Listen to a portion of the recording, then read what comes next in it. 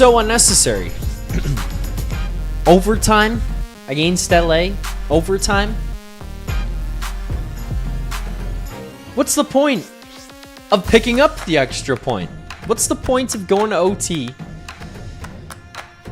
and just potentially hurting your odds here of getting that top 5 pick? I talked about it earlier today when I did the game preview. We finally were sitting in a spot where the little lock emoticon, emote, I don't know, whatever the hell you want to call it, was sitting there beside the Maple Leafs name at the 2026 NHL Draft Lottery Simulator. Now, mind you, it is still sitting there right now after this game, but what's the need to scare everybody? Scare the LA Kings, which, by the way, are in a playoff hunt or a hunt for a playoff position, and we all know what the stipulations around that Lawton trade are, where it's a third-round pick if they miss the playoffs. It's a second-round pick if they make the playoffs. So you want them to get there. So forcing the LA Kings to OT, sure, it's great they pick up a point at minimum, but where they could have only gotten 1 and not 2, what are we doing?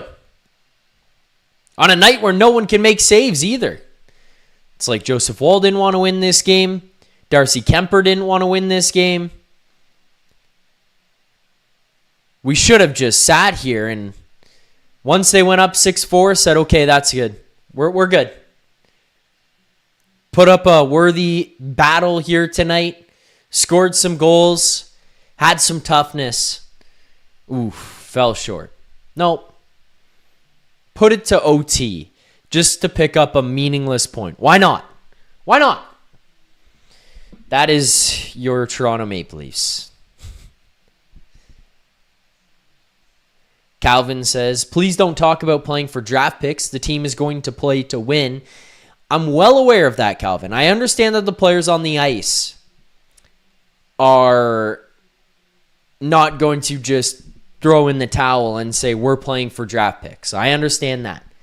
But late in the game in the third period, you don't need to be benching Michael Pezzetta to double shift William Nylander to play him with Calle Yarncroke and Steven Lorentz. Roll the lines, Craig. Roll the lines. Get everyone out there. I get it. I know that the players aren't going to quit. They're never going to just quit. I understand that. Doesn't mean as a fan of the team, we can't hope that they just walk away with no points. Like the idea of sitting in 6th last is much more puke-worthy giving that pick to the Boston Bruins than it is just losing out the rest of the season and then getting that top 5 pick. A lot to get into here tonight, and a lot I want to hear from you guys in the chat. So before we can go anywhere, let's just remind everybody that tonight's show, as always, is a presentation of Bet365.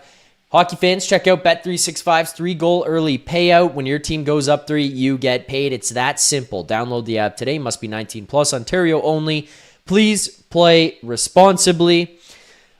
Few things here to note for everybody, whether you are new to the show, new to the post game, new to the channel in general. Obviously, make sure to hit that like button. Subscribe here to the channel, Leafs Nation 401. Right here on YouTube. Few different ways you guys can get yourselves involved in the show. So let's just lay this out for everyone here before we go any further. One being the chat. If you're on Twitter, on Instagram, it's a little bit harder to follow along. Same with Facebook.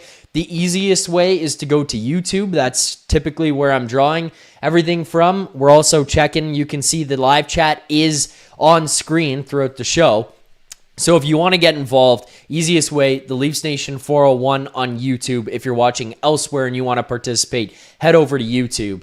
If you want to be more involved in the show and you want to guarantee that your question or your comment gets read on the show here tonight, send in Super Chats. Proceeds from our Super Chats go to Sick Kids Charity, Canada's #1 research-intensive children's hospital, #3 in North America. You guys send in those Super Chats. We will read and answer every single one that comes through. So if you have questions, hot takes, comments, you disagree with me, you agree with me, I don't care what it is, send in those super chats. They're a guaranteed way to get your question, comment, concern read on the show, but they also go to an amazing cause, going to Sick Kids Charity. So send in those super chats, and for those who aren't familiar, the little box that you see there with the dollar sign, the dollar sign in it, that you click that button, you type the message you want to send, you select the amount that you want to send, and then you click send, and I will see and read all of them. Everyone in the chat will see them there as well. There's another way to get involved in the show, but less so interactive for you guys, more so for me. You like the stream. Every set of 50 likes, 50, 100, 150, 200, 250. We will do smelling salts, so keep liking. And then finally, we'll open up calls here in a moment. I wanted to get some of my own thoughts across before we go any further, and I let you guys call into the show here tonight or open up the call lines to hear what everyone else has to say. There's some things I want to discuss, one of which I see people in the chat are already on about, and I'm loving the conversation that I'm seeing about one of the things I want to bring up, so we'll get to that in a moment. But quickly here, I just see Calvin pushes back and says, it's okay to want a good pick. It's not okay to cheer for losing. Calvin, sorry, but completely disagree. I think you are 100% incorrect on that statement. It is more than okay to cheer for losing right now. It's okay to cheer for losing. I want them to lose. I want that top 5 pick. I'm going to cheer for losses.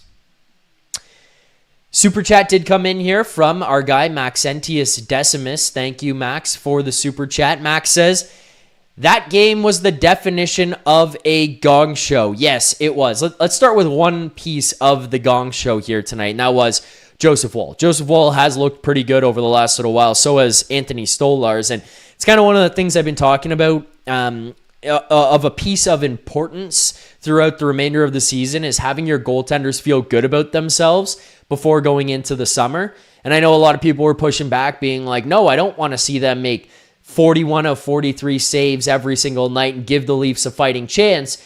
The one piece in it that I look at and think, hey, they're going to be facing a heavy workload, whether it's just in general how many shots they're facing, or more specifically how dangerous the chances they are that they're facing.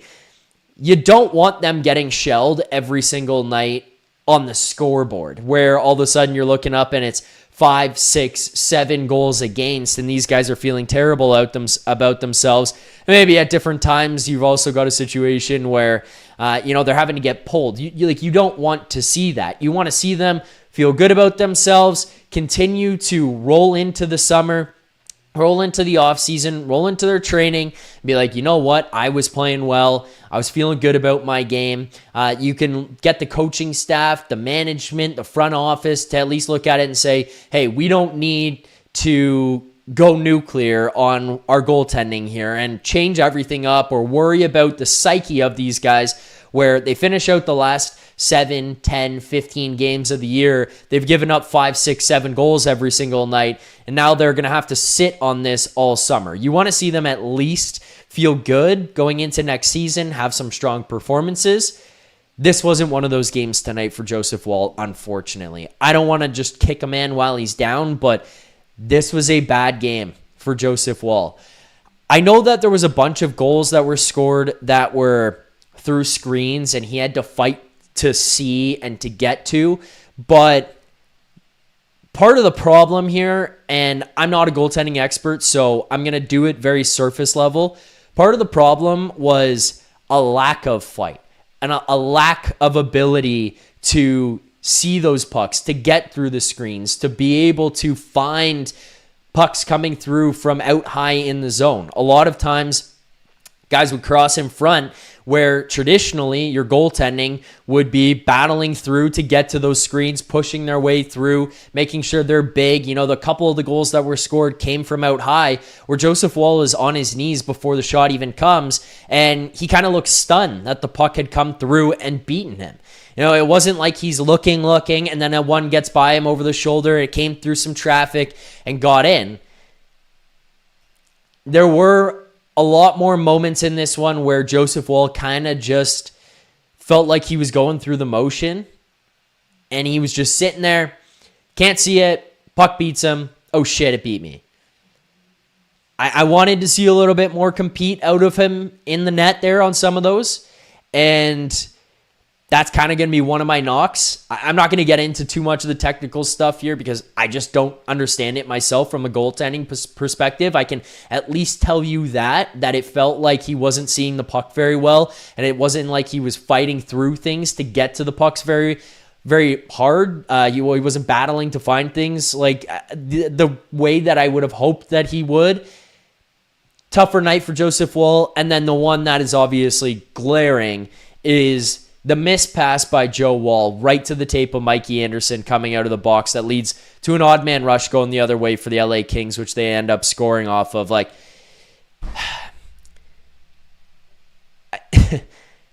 I understand that in that moment because the puck comes down. Joe Woll is not like staring at the clock to see how long until Mikey Anderson's coming out, and he's making sure he's playing that puck coming down to him, but that was a terrible play. There has to be a little bit more situational awareness in that moment that this penalty is almost over. I don't expect him to know exactly how long is left on that penalty, especially considering the context of the situation where a full ice shot comes. You don't want him looking up at the clock while the puck's coming down on him. That makes complete sense. He's focused on the puck coming in, but there should have been some type of understanding from Woll that this penalty was nearing the conclusion. Even at that point, you'd think he'd probably be aware that there was about 10 seconds left, because I think if he's aware of that, by the time the puck came down, there should have just been a subconscious thought that this penalty could be expiring at any given second here, because what ends up happening after he controls the thing, looks up, goes to make the pass, is the penalty actually does expire. With enough time for Mikey Anderson to not just come out of the box and play the puck, but actually like get 2 feet down and pick that thing off and then come back in motion the other way. Because obviously everybody remembers you can't have your feet in the box playing the puck while you're stepping on the ice. You have to actually be on the ice. He had enough time to do that, corral it cleanly, and go back in on an odd man rush. The other part of it is it was just a soft, weak pass too. Like if you're going to fire that thing, even if you did understand, hey, this penalty could be expiring, you got to fucking rip it. Like you've got to give her some juice to get it up ice so that you can give a chance, because two parts. One, you don't want the guy coming out of the box being able to pick it off and stop that right there. You want it to beat him if he is coming out of the box. And the other part is, if you are thinking you're going in transition up ice and you're going to get going and catch the Kings where the puck's coming down, everyone's coming towards you, and you're ripping it back up the other way and going in, you got to get it there quickly. You got to get it up ice fast, and you got to get it on your guys' tape so that they can go in the zone on attack. So a slow pass, misread on that situation by Joe Woll. That's the other, that's just kind of like one of the big negatives, I guess I should say, that I have for this one here tonight from Joe Woll's side of things. And it's the first time in a long time that we've talked about goaltending on this postgame show. Like in a negative light, I should say, because over the last little while, it's been a lot of positives from these guys. A lot of positives between Woll and Stolarz for the way that they're playing and what they're putting out, the product they're putting out on the ice in between the pipes. It's been unreal. And one of these stinkers is going to happen. So I'm not going to try to, beat Joe Woll down too much here tonight for that. But it's something that happened. It's something that was a legitimate issue for the Maple Leafs tonight, unfortunately. We have to talk about it. The other positive that I wanted to talk about, or the positive that I wanted to talk about, I should say, and the one thing that I saw the chat talking about a lot here, it's a consistent theme that we're getting to on the postgame show here now. I feel like I sound like a bit of a broken record a little bit, but I'm happy to beat this drum over and over and over again, given what I'm seeing, and it's Easton Cowan, man. That guy's a positive. I see a lot of people in the chat here tonight talking about loving his game, the fact that he's showing that he can play two ways. He can be a guy who's useful and impactful in your own defensive zone. He's not like the greatest defensive forward in the NHL, but he's showing that he can at least, hold his own inside your own end. He's a guy who can break up plays, be in the right spot. He can commit to getting pucks out. Does he have some work to do? Yes, but you're showcasing that side of things. You're showcasing the offensive skill that he has. I was glad to see him get a goal here tonight. I was glad to see him score for numerous reasons, but Easton Cowan is showing every single night that he's developing more and more and more, and the maturity is coming to him. There are a lot of things that he can be better on. There are times where I watch some of the board play that Easton Cowan has where I think it's a little bit of maybe junior habits, or maybe not even necessarily junior habits, but like still having in your brain that you could do things here that you could do in the NHL. And while on one hand, I respect the confidence that Easton Cowan is bringing, sometimes you might have to realize that when Drew Doughty or Joel Edmondson or somebody like that is going to come and take away time and space from you on the wall, doing some cute little like spin move through your legs or trying to beat the guy through his legs like that, it just might not work the same.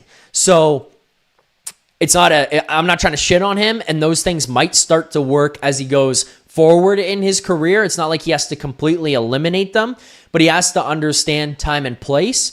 He has to execute those moves better when those things come up. And I think that you'll start to see a guy who, can truly be an impact player here for the Maple Leafs. The other side, the other things that he's kind of got to work on a little bit is just still recognizing, it's gotten a lot better, but still recognizing that there are times where the puck does have to move quicker. And then also at the same time, recognizing that there are times where you can hold on to the puck a little bit and it doesn't need to be a right off the stick right away. And I'm being very nitpicky on things, but it's just kind of things that you recognize out of a 20-year-old kid who's playing his first year in the NHL, who's now played, I think, 61 games on the season. There's room for improvement. And I think we can all agree on that. That's not a bad thing to say, but some of that stuff can be better in his game. And then the final thing that I'll point out, before I get into a lot more of the positives for Cowan here as well, but the final thing I'll point out, strength is obviously something he's got to work on over the summer, and I don't say that to shit on the guy at all, but he's a kid. He's coming from junior hockey. He's got to get stronger on some of the board play, some of the puck battles, and I just think it'll help him even escape those battles where you've got the puck, you're protecting it, okay, now I'm going to make a spin move. You get stronger, you can win that battle a little bit easier and get yourself out of things. Let's go to the positives, because I didn't say any of those negatives to like tear him down or anything like that, but let's go to some of these positives for Cowan. Confidence is key. Seeing a guy who could have had every opportunity to have his confidence torn away from him by Craig Berube, by being benched, by being healthy scratched, by having negative things come of some of the plays that he makes, like the one against Detroit in overtime in that one when he turns that puck over because he's trying to make a play out in the middle of the ice and Mo Seider drags him down. He could have lost a lot of confidence over the course of this season and thought, hey, all those things that I did in junior, they're not going to work. I've got to not play this way, and just the creativity can lack, the willingness to try different things, to attack differently, to make some of the plays that he makes, and try to find guys like what he tried to do to JT on the power play, like that type of pass through, threading that needle. It doesn't get through, but just trying that play, he could have lost a lot of that.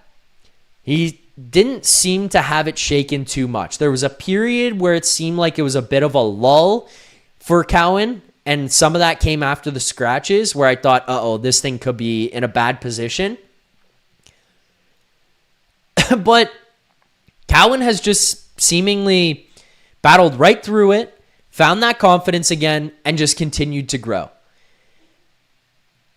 The other part of Cowan's game that I'm falling in love with every single night is not just physicality. That's great. He's physical, and he's doing stuff here in his first season in the NHL as a 20-year-old that we didn't see for 9 years out of Matthews, Marner, and Nylander. That's great. that he's bringing that physicality and fighting guys and sticking up for teammates and sticking up for himself. The one underrated little piece of his game that I think if he can harness it and he can really learn, and I think that it's something that intrigues him and something that he will continue to get better at, given his comments about respecting the game of Brandon Hagel. He's a little piece of shit. Like, he's a fucking menace out there. Cowan brings a little bit of an edge to his game that's more than just finishing hits and sticking up for guys. He tries to get under guys' skin, battles away in front of the net, takes away the goaltender's eyes, throws some cross checks here and there, talks some shit, gets in guys' faces. You saw the hit that Mikey Anderson laid on him in the neutral zone. Fine hit, no problem there, but Cowan immediately stands up and goes at him. And he's like, fuck you, buddy. Like, you're not just going to get a free shot on me. It was a clean hit. I got no problem with the hit, but the fact that he just jumps up and goes at the guy and he gets in people's faces and he causes a stir and he's in the mix every single time. Like, you can see that Brandon Hagel element of his game. You could see the Brad Marchand element of his game. I'm not trying to say he's going to be those players or that that's the projection for Easton Cowan, but that is a really important thing to have of a skilled kid who's in his first year in the NHL. And recognizing that this team could be headed in a very different direction, and guys like Nyes and guys like Cowan could be the future of this thing, and the guys that you're going to look at 5-6 years from now when maybe this thing has gone in a different direction over the next 2, 3, 4, if it takes that long. And then you're going to be looking at them when they're 25, 27, 28, between Cowan and Nyes. You want those to be the core pieces. And if they can show right now, and if they can prove to you right now that they're not going to back down from anybody, they're going to stick up for each other, they're going to stick up for themselves, which is a pretty important piece to all of it, and they're also going to be a pest, which isn't like a necessity, but it's a super awesome trait for these kids to have. If they're going to be little pests and pieces of shit while also backing it up with play, being able to contribute and being able to score goals and being able to create offense, you might have some monsters on your hands. Again, who knows what their offensive ceilings become? Who knows what happens to these guys if pieces around them change and if this team falls off a cliff over the next 2-3 years? But seeing that this early, knowing what we saw at a Nyes as early as we did, even recognizing this is a step back year for Matthew Nyes, and still putting up points the way that he is and setting career highs and everything, like, knowing that those guys have that element to them is a super important piece for all of this. That makes me really excited about the future of those players. So while there might be a lot of doom and gloom about the team as a whole and what happens with president of hockey ops and GM and what happens with Matthews and Nylander, and are we going to experience pain again? We might. We're probably more likely to experience pain than not. But if those are the pieces that you're going to have for the future and build around, it's a positive sign. And I know a lot of people are going to push back, and I see some comments in the chat about, well, Easton Cowan only has, X, Y, and Z when it comes to points this season, and he's a -3 tonight in this game, and yada, yada, yada. I'm not trying to say that Cowan is a perfect finished product. Not at all. There's a lot of room to go in his game. And 25 points here right now for Cowan, 26 points, 10 goals, 16 assists here on the season. Yeah, there's more that he can do. He can grow and develop, and he can be better offensively, and this season didn't blow me away. But I also look at usage. I look at what he's doing now compared to what he was doing earlier in the season, and I look at who he's playing with. I look at how he's not just the guy who's benefiting from playing with Nylander and Tavares in terms of hey kid, go on the ice and put your stick on the go out there and put your stick on the ice and you'll get points. He's actually creating and very much involved. Now he's getting a first power play look. Now he's getting first line minutes. Now he's playing 15, 18, 20 minutes a night. 18:06 here tonight in this one. You're giving him more opportunity. You're giving him more of a chance, and you're starting to see that some of that can develop. And you kind of got to wonder what maybe his production would have looked like if he was playing in some more high leverage positions earlier in the season where he could have played with a Matthews or a Nylander or a Tavares for longer periods of time and could have maybe gotten power play looks and that kind of stuff. I feel like his season trajectory might have gone differently if that was the case, especially considering what we're seeing right now, and that gives me hope for the future. And 6 1/3, I think he's frustrated with me pointing out that people were bringing up the stats in the chat. I know 6 1/3 was not saying it in a negative light. I know that there was other people who were saying, give it a break, that this kid he's not that great. He's only scored his 10th goal. He's only got 26 points. I get it. But he's growing and he's developing. And that makes me really excited about what the player could be in the future.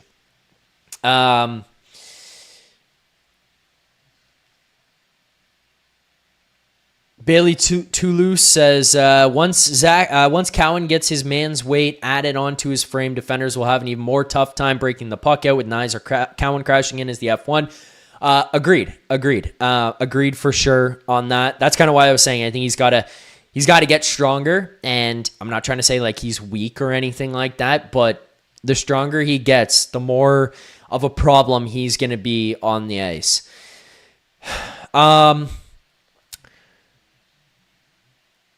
Anyway, what else did I want to... the other thing that I wanted to talk about, Dakota Joshua. It's not like he was a standout in this game tonight, but I like what Dakota Joshua can bring. I think that if you stop viewing him as a piece of meat who's just brought in to be tough, and you put him with some other more talented players than what he kind of dealt with at different points this season, where there were times where he's being centered by Max Domi. He's playing with Lorentz, with Yarncroke, and playing your 7, 8, 9, 10 minutes a game. If you can put him in a spot where he can play 10 to 12 consistently, be a solid third-line forechecking guy, a heavier presence out there, and you give him a full season and a full summer where he just continues to grow with the group that you have, I think he can be an effective player. And you look at what his last 2 years have entailed for him, it's been two very unfortunate circumstances. One being obviously cancer that he dealt with when he was in Vancouver, and he lost a lot of that season. And then the other, obviously, this year, it was a lacerated kidney that held him out of the lineup for a while, right as he kind of started to cook again. But since coming back from that, I think he's fit in pretty well. Word nerd bringing up Joshua was good with Waugh. Yes, he was. He was good with Waugh there as well. I did like that. But then that was when they started playing together consistently. That third line kind of started to buzz a bit, and then we lost him because of the lacerated kidney. And it held him out for a long time. I'm not saying that Dakota Joshua is the savior, or that Dakota Joshua is a guy who you cannot move off of or anything like that, but I just think he's an intriguing piece. Plays physical. Yes, he's slower, but if he can be surrounded by other talented players or guys like Nick Waugh, like what he had, where I think Nick Waugh is a good player himself, if he can be put in that consistent position and he can get a full summer here, he can stay with the organization, have some familiarity, have some comfort with the group around him, not necessarily the coaches and the GM and that kind of stuff, because it seems like there's a revolving door on that, but if he can stick with the group, I think that Dakota Joshua is an intriguing piece. It might not work ultimately, but I see some hope in his game and some promise in his game that I would like to see what else the Leafs can get out of from him. Okay, that is all for my just general thoughts from tonight's game, stuff that I wanted to get off of my chest in this one. So with that, I'm going to open up the call lines for people. If you want to call into the show, the link will be pinned at the top of the chat. You click on the link, you call into the show. You don't have to go on video or anything like that. You just call in here. We'll put your name up. You guys call in, and I want to hear what you guys have to say about tonight's game, about this team, all of that. So get into the show, get into the call line, and we'll hear from everybody here on the post game. Before we get there, let's do our best bet segment. Our best bet is a presentation of Bet365. Hockey fans, tired of waiting for the end of the game to get paid, ready to move on to the next puck drop? That's why Bet365, an official partner of the NHL, has 3-goal early payout. If the team you're riding goes up 3 goals at any point in the game, they'll pay your bet out early. Hockey moves fast. And now with 3-goal early payout, there's one less thing you have to wait around for. At Bet365, download the app and see what early payout's all about. Must be 19 or older, Ontario only. Please play responsibly. If you're somebody who knows concerns about gambling, visit connexontario.ca. Terms and conditions apply. So just quickly here before we go to our callers, as I do see people starting to pile in here. We had 3 best bets for tonight's game. We lose 2 of them, unfortunately, but the one we win more than makes up for the rest. So we lose a half unit here tonight on Scott Laughton anytime goal. It did feel like this was going to be a Scott Laughton revenge game, I thought. And then the more goals that started to get scored, the more positive I felt about it too as the game went on. I just kept looking at it being like, well, Leafs are giving up a lot of shots again. Joe Woll struggling to find one. This thing's tight. This is going to be Scott Laughton game winner, or Scott Laughton ices it on an empty net, and it doesn't come to fruition. Laughton does not score in this one, so we lose half unit there. The other one was the Kings puck line, which we bet at plus 135. I mean, it was more of a hopeful thing than anything else because you had to know in the back or have the gut feeling in the back of your mind that the Leafs would do like the Leafiest thing ever where they beat the Kings, which would have been a double whammy because the one, and I outlined both of these here during the show already, but like the one is obviously you don't want to pick up points. I would have rather walked away with 0 than 1, but you'd rather not. You'd rather none. But the leafiest thing possible would have been to beat the Kings in reg, give them no points, and you pick up 2, which would have hurt your spot in the tankathon.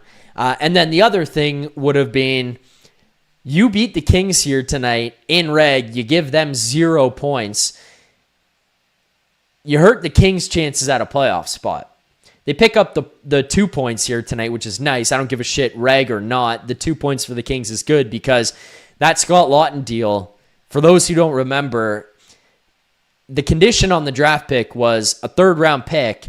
If they make the playoffs, it goes to a 2nd. So you need them to make the playoffs as well. Like, you need to be cheering for the LA Kings more than you've ever cheered for any team outside of the Maple Leafs in your life, just because adding another 2nd is a real nice bonus.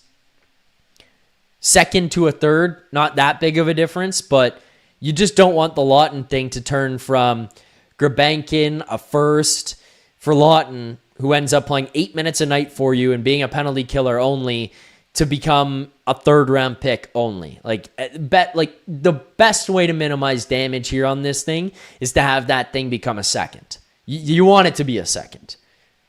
So you didn't want to beat the Kings in reg, but I thought that the Kings were just going to be hungrier, going to be more ready. The Leafs finishing off this road trip, I was like, well, maybe they have every excuse in the book ready to go, and they'll lose this one here tonight. When it got up 6-4, I thought we were in a good position to at least win that one, but it doesn't happen. The final bet that we do win that makes everything okay here tonight is the Easton Cowan anytime goal. I told you guys, like, my thought on this one was I had bet Easton Cowan every game, and he wasn't scoring over the last 5. And I kept thinking to myself, I like the number. He's sitting at a 4 325, 395 over the last couple of games. So I just kept thinking, like, the one time I bet Easton Cowan, or don't bet Easton Cowan, is going to be the night that he scores. And jumped in on this one at plus 400. So we had a half unit. We profit 200 on that one. So despite the fact that we lost $100 on the first two bets combined, we do win a profit of $200 here tonight. That gets us a 3% ROI so far on the season. We are up $150. That would be 1.5 units for everybody at home who's been, excuse me, following along and betting the same amounts, or at least the same unit portioning on each of these bets. So that one does win for us here tonight and puts us in the positive. So good for Easton Cowan and good for our bankroll here on that. With that, let's now get to our callers here on the line. Let's welcome to the program the first caller here tonight, Teemo. What's up, Teemo? How you doing?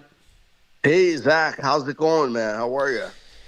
Not bad, Teemo. Not bad. Ultimately end up losing in this one, so it feels much better. Would have rather not picked up the point, but a fun game of hockey. It's bad hockey. Let's call it what it is. Bad hockey, but it was fun.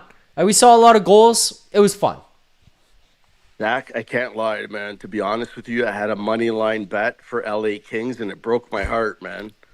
That's all good. I just outlined. I had the puck line at -1.5 on the Kings, so I was a little bit pissed off that they didn't win by 2 or more here in this one. But I mean, good for you. You cash on that one with the Kings money line. Zach, even my kids were like, "Isn't it weird that we're cheering for the Kings?" They go, "We get it, the whole draft pick thing, but isn't it weird?" I'm like, "It's so weird. It's so wrong, but it's what's best for the Leafs." You know what I mean? Yeah, I know. That's why I'm pushing back. I saw somebody in the chat, I think it was Calvin earlier, said it's wrong to cheer against the Leafs, or it's bad to cheer for losses. I'm like, no, it's weird. It's weird for sure, but it's not bad. We need to be losing these games. Yeah, Zach, I don't know, man. For me, like, to get a top 5 pick, to get a number 1 defenseman, which we haven't had forever, since maybe Muzzin, arguably, I don't know why Keith Pelly didn't just put in like an interim general manager for the rest of the year. Say, okay, guys, someone go in, put knives on the shelf, rest the starters, rest the goalies, get rid of the top 4 or 5 guys on the team. To get a top 5 pick, a generational talent, like a franchise number 1 defenseman, is not easy. That's extremely valuable.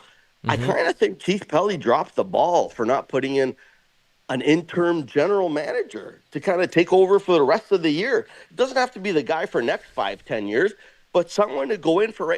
I mean, I don't even know the names of the 2 guys he said is running the team for the rest of the year. I don't even know their names, to be honest. I don't know these guys, the 2 assistants. Well, I mean, Brandon Pridham has been here for a long time, so he's been around. So I'll give him that, and he's a guy that I think is gonna probably garner some interest from some teams in regards to an NHL, like a head GM job here at some point. Really? Obviously, for anybody who is not familiar, Brandon Pridham is the guy who basically developed the cap for the NHL. Like, he created the cap. He's an incredibly intelligent guy. He's a guy who has been like the Leafs' hidden secret weapon for a long time. When they were going through that period of time where they were sending guys up and down and doing paper transactions and putting guys on IR and LTIR and stuff at different points in time. A lot of that had to do with him because he knows how to maximize the use of the salary cap. So when they were going into Robidas Island, you're saying? I don't know if he extends as far back as Robidas Island, but I think that, you look at some of the like Tanev stuff and the usage there and the IR and getting the most money out of everybody. And like, even over the last couple of seasons, he's just the guy who's able to give the Maple Leafs the most room to work with every single year at the trade deadline when they need to bring other people in. So he's a very smart guy. But the only thing I'll push back on, like, I agree with the idea of sitting these guys down. The only thing I look at Nyes now, and I think his level of play is probably indicative of whatever injury he had been dealing with getting better. So maybe that's a guy you can't just shut down. But You don't need an interim GM to do that. You could have just set a mandate that like, hey, we should just shut guys down, or we should be playing more Marlies here to give them a chance. You don't necessarily need an interim GM to have to do that. I agree, Zach. I love you, but at the same time, they haven't done that. They haven't done that. In fact, the Leafs have transformed to a team that's fighting and hitting and scratching and crawling. And I'm like, Yeah. what's going on? Like, how many no hitters did we see all year? You know what I mean? Now is when they're playing for the logo, or are these guys playing for contracts for themselves? Yeah.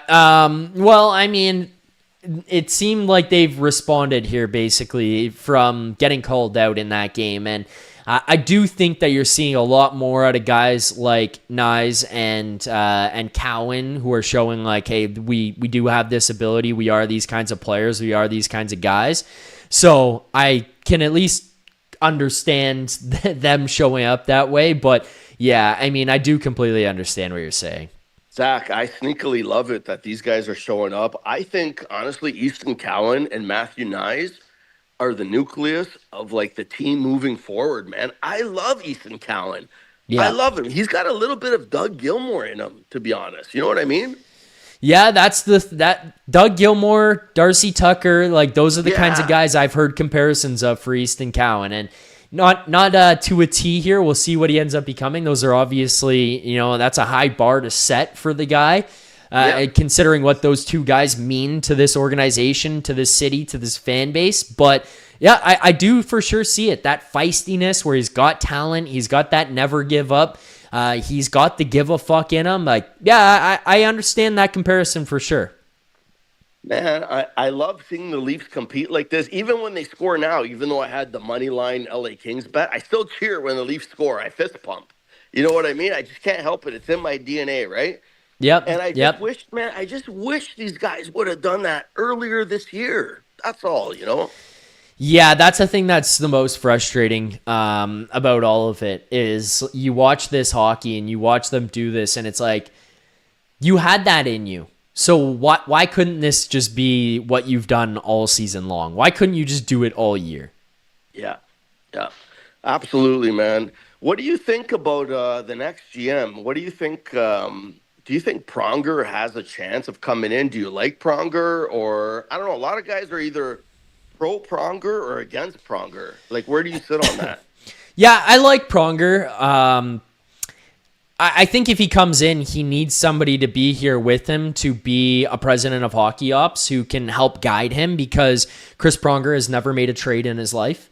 That's not to say that he can't do it, but he hasn't, right? He's obviously he's a very intelligent hockey mind. He's a very intelligent person when you listen to him speak about the game and the way things work and how things happen on the ice, and you listen to him as an analyst, like, he's very intelligent. And I think having a guy like that run your organization and be there to change the way that this thing is going to be in the future, I think that would be a smart guy to bring in. But I think he just needs help around him because, again, like, he's never done the day-to-day of being an NHL GM. And you need somebody with some type of experience to at least be there, to be a sounding board and to offer advice and guidance and help him through those things. Because again, like, even as simplistic as it is, he's never taken a phone call on a trade. He's never called somebody and made one himself. He's never called the front office. He's never called the NHL office to submit a trade. Like, he needs some type of help and assistance. I mean, I like what he says about the Leafs needing a full rebuild, but it seems like everyone else is talking like it's just going to be a retool. Like Nylander, Tavares, Matthews, Rielly. It seems like all these guys are coming back. Is this not the Shanahan plan, like 2.0?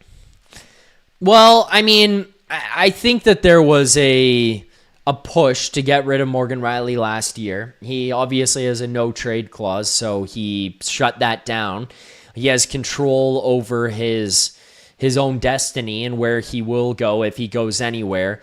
But I mean, it looks like there's more willingness to move off of these guys. And the other thing is, I don't want to be too quick to say, like,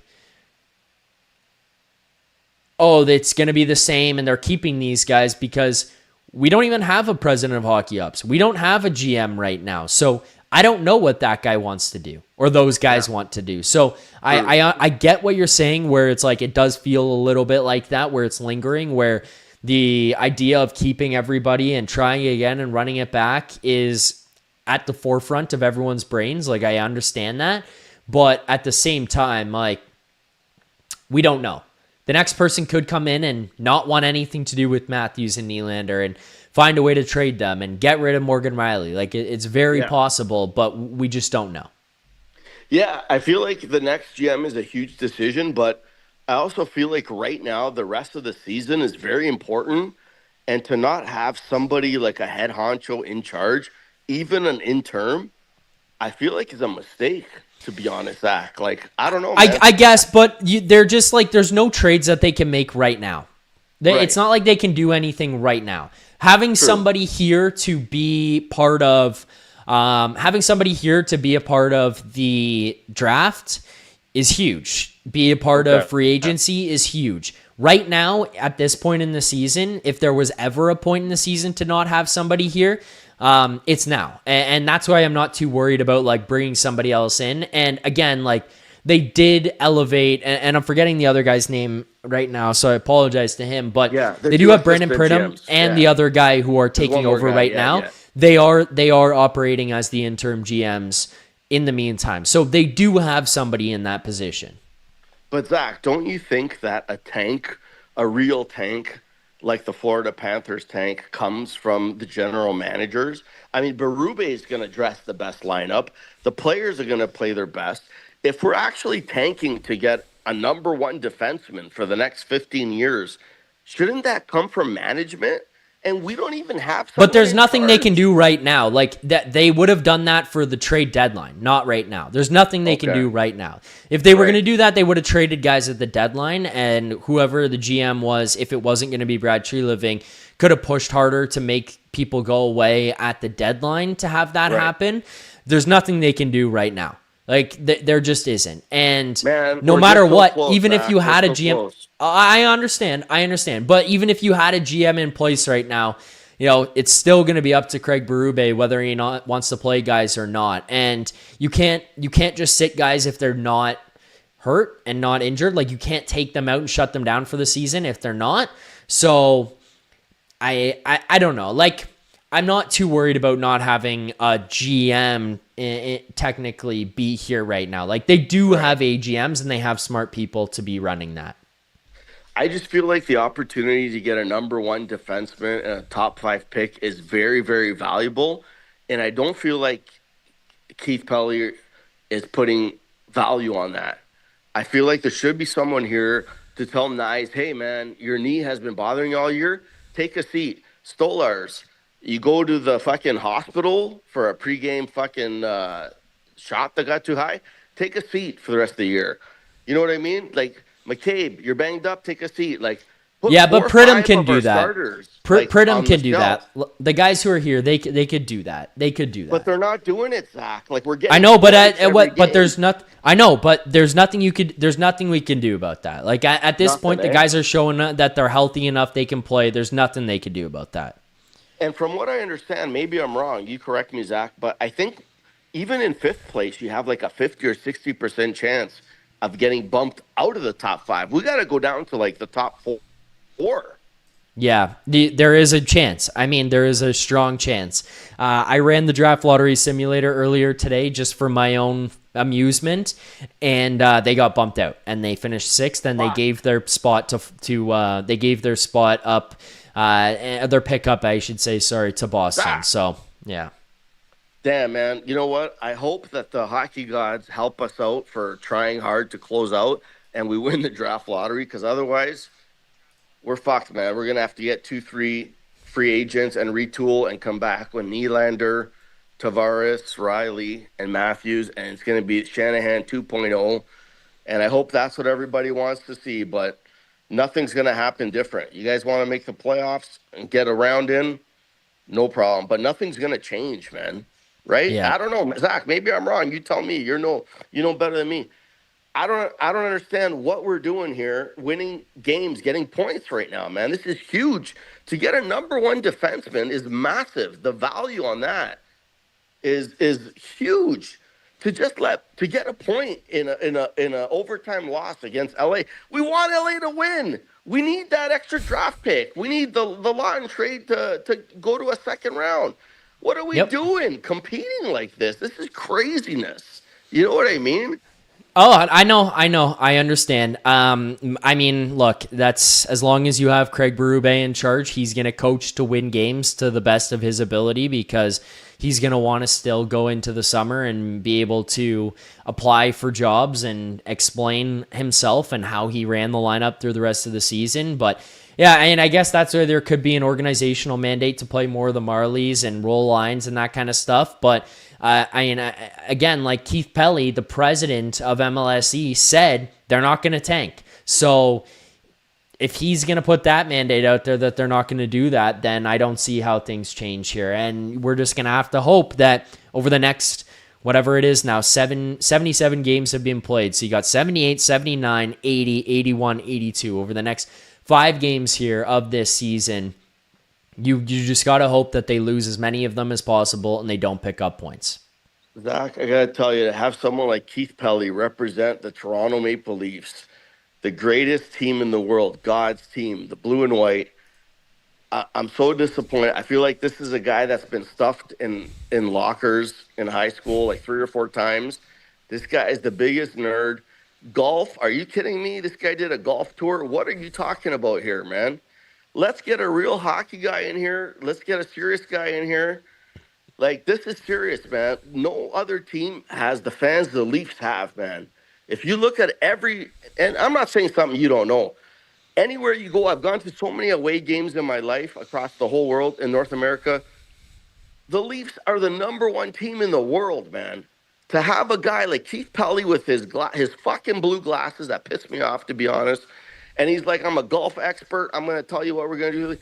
Buddy, we're going to turn you upside down and empty your pockets, and we're going to steal your Rolex at the same time. We need hockey guys here, man. We should be tanking. Guys should be shelved. We need a top 5 defenseman. We need serious stuff to happen here. You want to fuck around and play with golf stuff? We're not doing that. This is the Leafs. It's God's team. Man, last time I called in, the chat lit me up. Most of the guys were positive. I love you guys. You know what I mean? But this is serious stuff, Zach. To get a number one defenseman is massive. Yep. No, I agree with you. Look, man, maybe this is the best year to have somebody who knows a lot about golf and golf courses running this because they'll be out hitting the links early. So maybe it's the right year. Maybe it's the right year. Teemo, anything else you got for me here tonight? I appreciate you. I appreciate the chat, man. You know, you guys are awesome. Zach, thank you so much for doing this. And I listen to you all the time. I watch you on YouTube. I love the show. I love the chat. Everyone in the chat's awesome. I'm Jackson Livingston on the chat. It's just an old school account. But I love it, man. And I appreciate you guys. And I'm a diehard Leafs fan my entire life.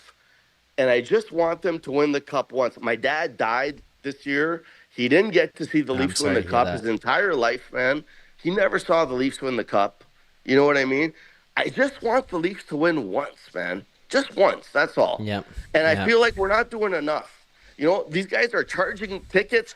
They're charging money for guys to wave the flag, blow the horn. They're cutting the second plane for, like, the mentor trip. They're cutting the doctor.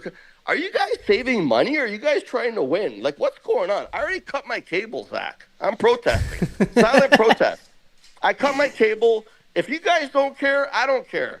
But this is serious stuff. The Leafs are the biggest team in the world, man, in North America. No other team has as much fans as the Leafs. We are the biggest team. And if you guys don't care, that's disappointing. If Keith Pelly's trying to make money for Rogers instead of winning the cup, that's not good, man. I don't know why he canceled the second plane. I don't know why he canceled the doctor. We had the most injuries this year. I don't know what the fuck's going on. He canceled the doctor. He's canceling all this shit. You know what I mean? Not good, man. Let's spend the money. Let's send everyone to Robida Island. Let's get some serious shit going on. Let's win the cup. Let's do it, man. It'll be the biggest trade in the world. Let's do it. Let's do it, Teemo. I appreciate the energy here tonight. I'm sorry to hear about your dad, and I hope that in our lifetimes we see a Stanley Cup and you can experience that for him. So thank you for this call. You enjoy the rest of your night. I appreciate your participation and look forward to hearing from you soon. Thanks, Zach. Love you. Love the chat. Chat's lit. Appreciate it, man. Chat's lit. After dark, Friday, Saturdays, lit. Thank you, Teemo. Appreciate it. There you go. Night. Teemo on the line. You have a great night as well, Teemo. Let's go right into our next caller. We've got a lot of people on the line here right now, so let's welcome in Adam to the program. What's up, Adam? Hey, Zach. How you doing? Pretty good, Adam. How about you? Good. I love the show. Love the format. Thank you. I guess what you would describe as one of the old school Maple Leaf fans who've been around for, I don't want to say how many decades, but a number of decades. Just been following the team for so long, and just seeing all the different iterations as far as like different managements that have overseen the club. Obviously, most of them unsuccessful. Just the tail end of what Teemo was saying, just about his dad, and that that's the thing that crossed my mind. This team it's part of the community. Like, you serve the community, you serve you're not trying to serve the guys who've got the the nice suits and the platinum seats. The real fans obviously are the ones that can't afford to go to the games, and that's the thing that really kills me, is that there's so many fans who have moms, dads, brothers and sisters, cousins, etc. Just they've all passed away, never getting the chance to see a Stanley Cup. It really hurts, and that's why when you see now, and this team is just, again, not going to be successful. Obviously, not going to win the cup because they're not going to qualify for the playoffs, and yet again another year where people just, they don't get to see a Stanley Cup in their lifetime. And so that's why my thing is that you just hope that MLSE can just nail this hiring, just get it right. And I want to just quickly just go through what Keith Pelly had talked about. I know this is what's really worried fans for the past couple of days since the press conference, and just the mindset of himself, Ed Rogers, like obviously the board there with Rogers, which is, of course they came. He's talked about that they've got foundation players. They want to acquire more draft choices and prospects, but how do you acquire more draft picks and prospects if you're not trading foundational players, right? Because it's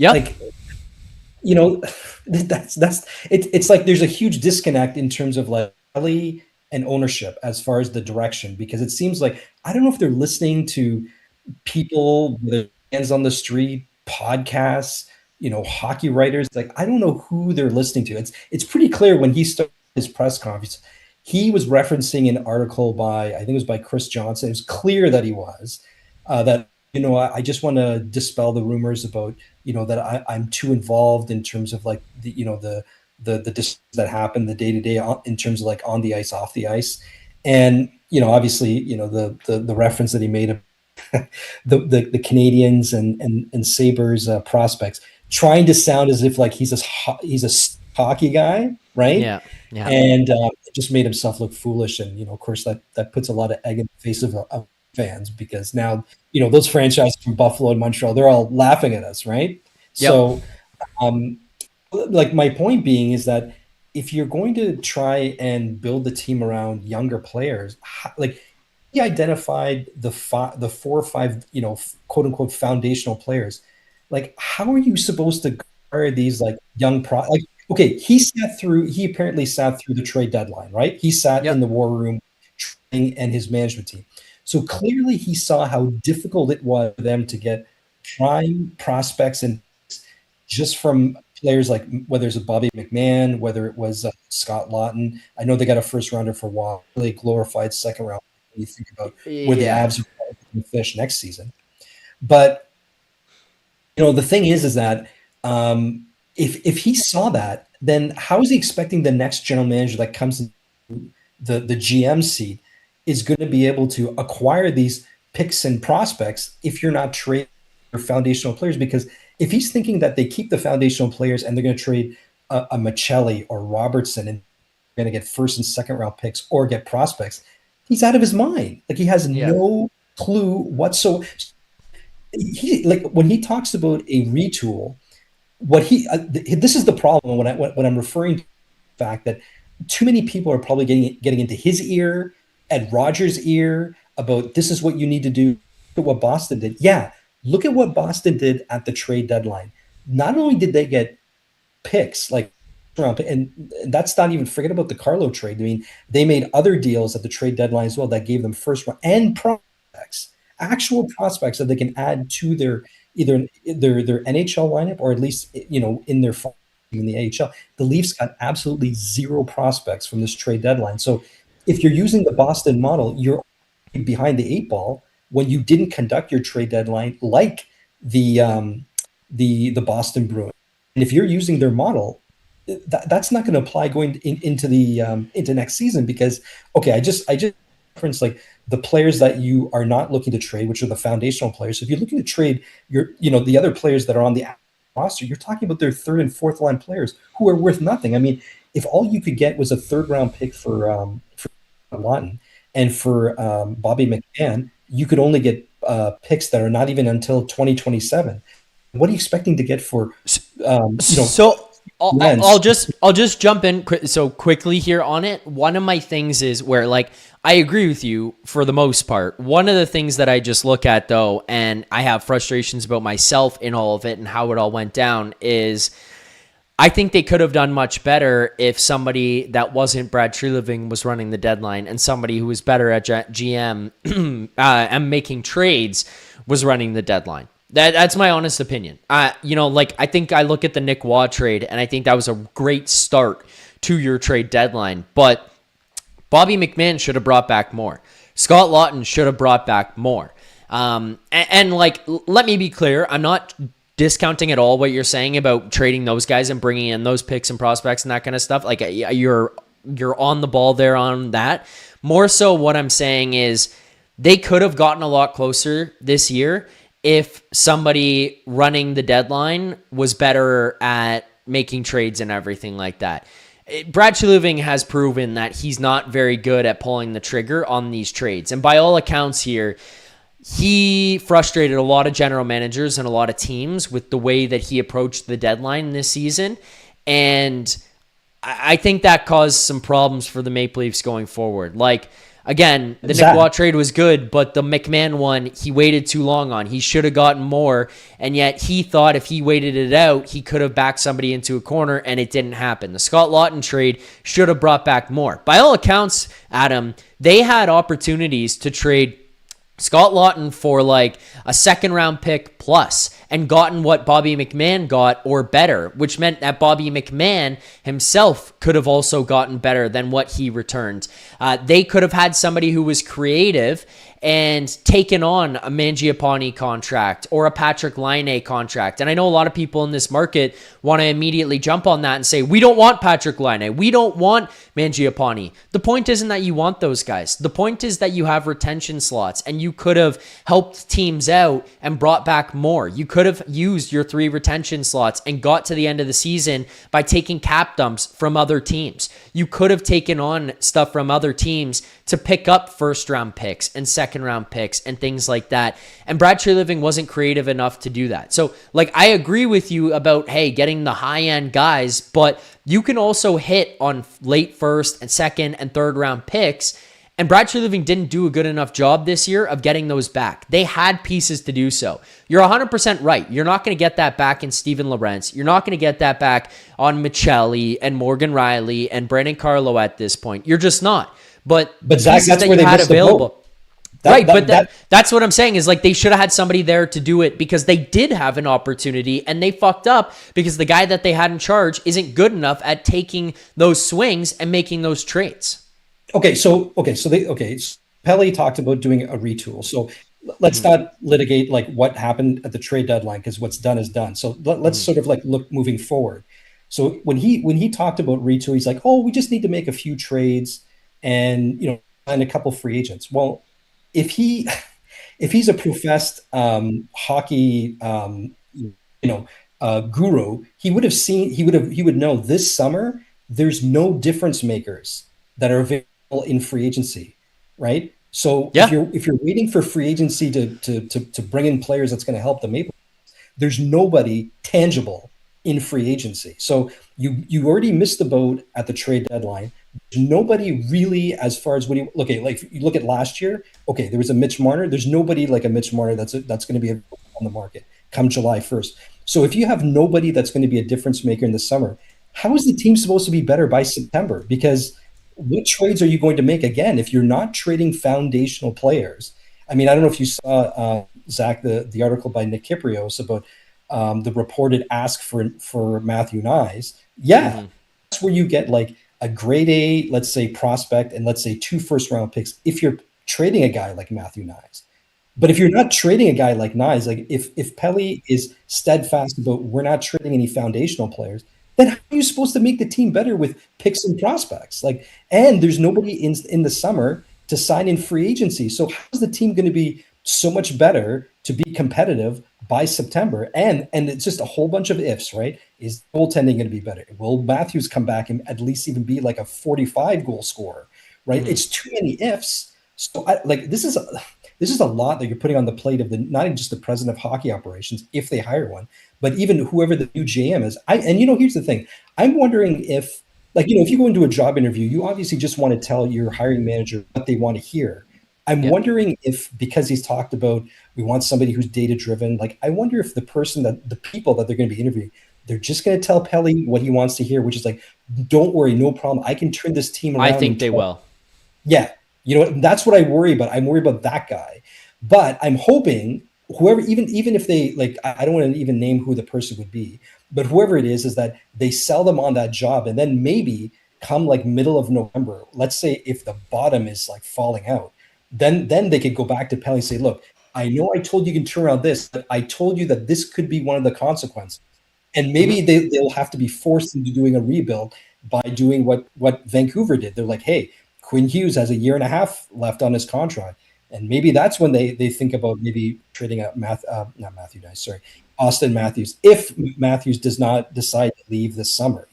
Maybe they'll just be forced into a rebuild based on consequences that may happen going into next season. So that's fine with me, by the way, as long as they don't do anything detrimental in the summer. Like, I know that's not the optimal position or outlook on it, but I'm okay with that as long as this summer they don't do anything detrimental to the future. I as in, like, going out and trading whatever picks it is that they have to go out and bring in somebody to try to fix this thing, and it doesn't work, and then you end up having to trade your Matthews and your Nylanders anyways and go into the retool, and now you're sitting there being like, well, the few picks that we did have, we just got rid of. So as long as they don't do that, and then they go into it and they realize, hey, this thing isn't going to work and we're going to have to dump people and that kind of stuff. Yeah, like I'm personally okay with accepting that reality. I'd rather that not be the situation. I'd rather have a plan in place and act on it in the summer and have it work out.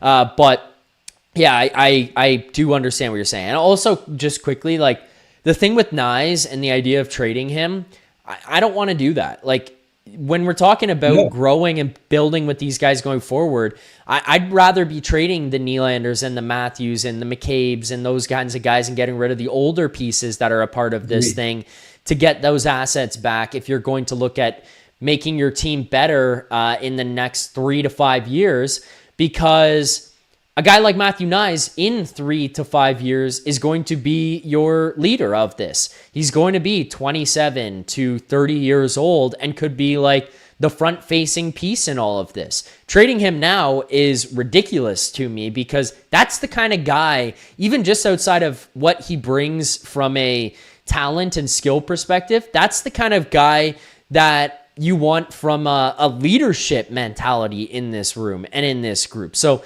like, that's the one that I heard, and I'm like, what the fuck are we doing trading him for picks and prospects here when you have 2 other pieces that you could be trading? Because the other thing, by the way, Adam, as well, is like, if you trade Matthew Nyes to bring in picks and prospects, you're immediately hurting the team now, which then means, for those who don't realize, like, you're not helping Matthews and Nylander, which means they're probably out the door as well. So what's the point? Crazy about, isn't that crazy that they had Brad Treliving even considering? Like if you, like for example, if you had whether it's Brendan Shanahan or another president of hockey operation, do you think they would have allowed him, broach trading a Matthew Knies? And that was the whole problem about Keith Pelley when he did his evaluation of the. Remember, he took like a year to evaluate the Leafs, and then he decided to fire Brendan Shanahan. And of course, replacing him with a president of hockey operation is exactly the consequence of what happened this past season. Nobody to oversee.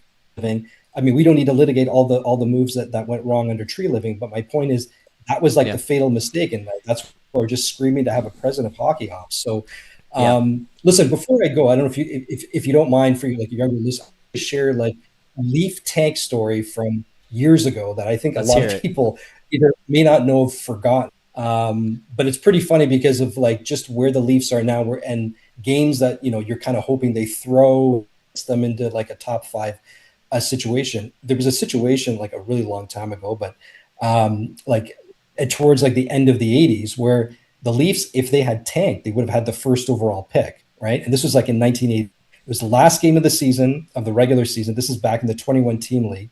They're battling Minnesota for they were in the Norris division, and it was the last game of the season. All they had to do was lose the game, and they would have gotten the first overall pick.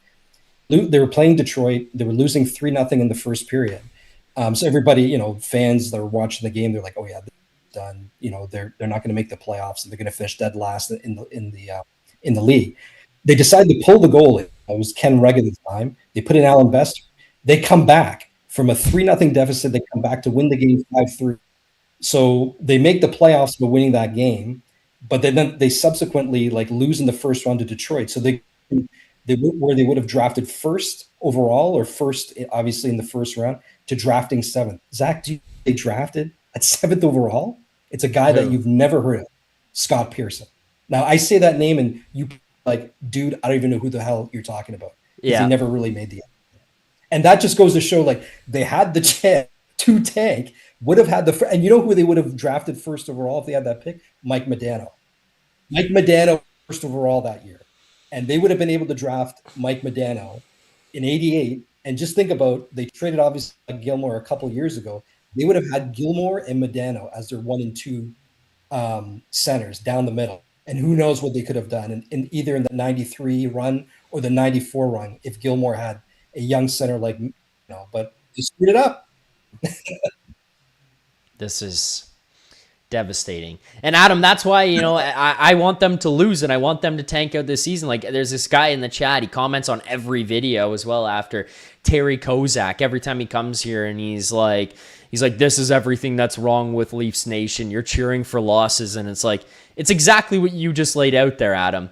Would you rather finish 6th or 7th and give the pick to the Boston Bruins, and they pick some generational wrong word, but they pick somebody who's going to be, a cornerstone piece for their team for the next 12 years? Or would you rather go into the top 5 yourself, just suck it up for 1 year, get a top 5 pick, pick somebody who can help you out, and then figure it out next year? Why, Zach? Because this draft, they've got, I don't want to call it generational, but if you will use Keith Pelley's foundational defenseman. They've never had a stud. They've never drafted a stud defenseman. You know how old I am, but they've never had one. So if they are able to draft in the top 5, I believe, in rankings, you got guys like Verhoff, Chase Reed, Carson Carell's. They're gonna get one of those. Malhotra drafting 5th overall, and there's a guy that you can build your defense around. Even with a Ben Danford, you can start to build a nice, really great young defense if you're able to get one of those studs this year. But to your point, give Boston the 6th overall pick, who knows where you're going to finish next year? You may not even finish in the top 5 next year, right? I don't even think there's great defensemen. Apparently, there's not a lot of great defensemen that are available in next year's draft, right? Yeah, just Landon DuPont really is the guy. But you have to finish last overall and win the lottery draft in order to get DuPont. That's my whole point. Why are you so focused on your 2027 first round pick next year when you don't even know where you're going to land? At least here, you know that you could land in the bottom 5 and get a stud defenseman, right? Right. But the organization, it's they've lost the forest from the trees. They don't see the big picture, and this has been the biggest issue with Leaf management whoever the management is, whether it's Brian Burke, whether it's Dave Notice, and even going further back, like they've missed the forest from the trees because they just sort of have the tunnel vision, which is like, just make the playoff. Let's just focus on playoffs. Let's not worry about trying to, build the team with a potential, young player that they could, if they were able to tank and tumble down the standings. Mm-hmm. Yep, I agree with you. I agree. That's why it's like every time they pick up points, I'm shaking my head being like, oh, fuck, hey, come on. I think about that Carolina game where they pushed it to OT and lose 40 seconds in, unnecessary. This one here tonight, just lose, man. Just lose. Just lose in reg. Don't pick up the point. You're down 6-4. Shut it down. We don't need that extra point. But I agree with you, Adam. This has been a great call here tonight. I appreciate you. I appreciate the call. Thank you for that draft story as well. The tank story, I mean, just puts that sickness back into Leafs fans' stomachs even just one more time here. So, I appreciate the call here tonight, and you enjoy the rest of your night. Yeah, you, Zach. Keep up the great work. Thank you. Appreciate that, Adam. There you go. Adam on the line. Great call from Adam. We got a couple things to get to here, housekeeping-wise, just some stuff that's happening in the chat. Before we can get to our next couple of callers, I see some people waiting. I will get to you in a moment, but first, Super Chats, and a reminder.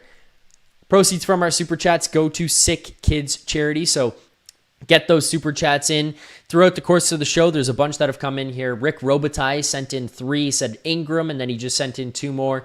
One with a cat emoji and one with nothing attached to it, but appreciate the Super Chats. Rick, we also have one from J-Rock. J-Rock says, Zach's almost perfect game, ? Didn't get embarrassed, showed some effort, leafed their way to an OT point, though, so not great there. Screw Gudis. Go Leafs, go. Thank you for the Super Chat, J-Rock. Yeah, that's the problem. That's why it's not quite the perfect game. That's why we were like this close to the perfect game. Was that good hockey? No, that's not good hockey by either team here tonight. Was it exciting and fun to watch? Yeah, it was. There's a lot of goals being scored. There was a lot of power plays. There was some rough stuff in this one. So it's entertaining. It was a fun game of hockey to watch. Like, I didn't want to claw my eyes out the entire time that I was watching this game between LA and the Maple Leafs tonight.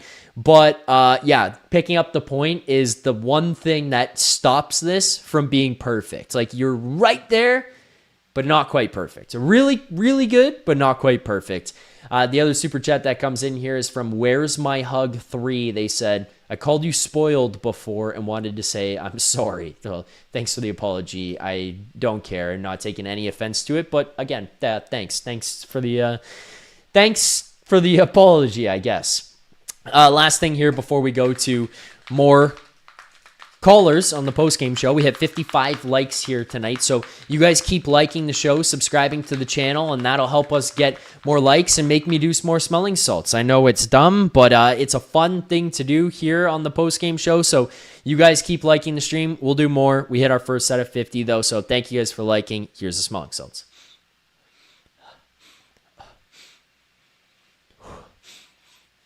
Oh, there you go.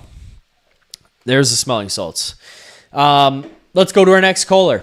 Let's welcome to the program Mark from Oshawa. Mark, what's up? Oh, hey, how are you? I had to mute myself there. How's it going, All Zach? good.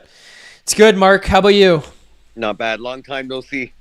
Yeah, no kidding. It's been a while since we've heard from you, but I'm glad you're back here. Yeah. I wrote a couple notes here, tried to keep track of everything that's going on. But first thing I was going to say was I would trade Nylander, Rielly, Michelli, and if I pronounce it right, was it? I think he's defenseman Jarkov, or you can pronounce it better than I can. Wait, who? The defenseman. Is it Jarkov? Did I pronounce that right? No, I don't know who you're talking about. The one I can't even pronounce his name. He's a defenseman that Berube always plays. I think he's on the fourth pairing, I believe. Benoit, Myers, Stetcher. No, keep going. Carlo. Nope. Starts with a J. The forward, Yarncroke? No, I thought he was a defenseman. My mistake. Sorry. All good. My mistake. No, I was going to say I would trade them because when Pelly made his announcement the other day, there's no way. I don't know. I just heard somebody talk. There's no way we're in a retool. Like, it really should be a rebuild. Like, Nylander alone, I would trade just to rebuild the team alone, to bring in some picks or better players. You know what I mean? I mean, yeah, but that's choosing as an organization to go into a rebuild. And the thing that I do understand, it's tough, and I get the pushback on this, but having players that talented, it's hard to come by. There's a lot of teams that haven't had players as talented as Nylander and Matthews for the last 5 to 10 years of their franchises, and they've been dying to get those types of guys. And giving up guys is a tough thing to do, just because you look at it and realize we might not have 80 to 100 point guys come through here that easily. You look at the Montreal Canadiens and how storied that franchise is. Cole Caulfield is going in there and tearing things up, and you're realizing, oh shit, this is a guy who's doing things for them that they haven't seen in a very, very, very long time. When it comes to the chase for 50 goals, and you recognize that giving up these guys is tough. I'm not saying it's the right thing to do to keep them just because of that, but I can understand the hesitancy from these guys. But the thing is, though, if they're saying, okay, we're going to retool, we all know that means we're going to run it back. And you've had 10 years, hypothetically, you've had 10 years to run it back. You've gotten nowhere. And and correct me if I'm wrong, Sidney Crosby, for playing for Pittsburgh, did he not win a Stanley Cup within 10 years of playing for Pittsburgh? Or was it later? He won one really early into his career. And I think in the first 5 years that he was in Pittsburgh, he won. Right. So I'm just saying, I'm not into agreement of doing a retool. I would sooner just rebuild, take the hurt now, because I really don't believe that we're going to make the playoffs next year. I really don't. And if we do, we're not winning no cup. I really do think that the Leafs are just going to retool, like Pelly said, maybe move out some minor player like a Michelli or a Domi or somebody, and bring in some crappy players, and we're not really going to get anywhere. You know what I mean? Yeah, it's going to be very difficult. I will agree with you for sure. Do I think it's impossible? No. But the question at the end of the day is, are the guys that you have right now good enough, or do they have the ability to get over the hump and to end up being dogs? And I think that through 9 years, it's shown, and in 10 years here now into this season, it's shown that that's been something that they've lacked and something that they've not been able to do really. But I don't know, you brought up guys who won early, like Sidney Crosby. The pushback would be some guys don't win until later in their career anyways. Some guys win one, some guys don't win any. I get that, but it's not to say that these guys can never do it. My only thing to kind of maintain some level of positivity here for you is just the way that I think we all looked at this season without Marner here and without having that guy taking up $11 million of your cap space was that if somebody better was running the operation last summer, you could have built a team that would have been better suited for a playoff type run where they could have been deeper and tougher to play against, and you could have had more pieces where you bring in good $5 to $6 million players to replace the salary cap of Mitch Marner. Is it going to be guys that you bring in here who score you 90 to 100 points? No, it's not, because they're going to do it at $5 to $6 million. They're not going to do that. That's why they're paid $5 to $6 million, but it could have been constructed better.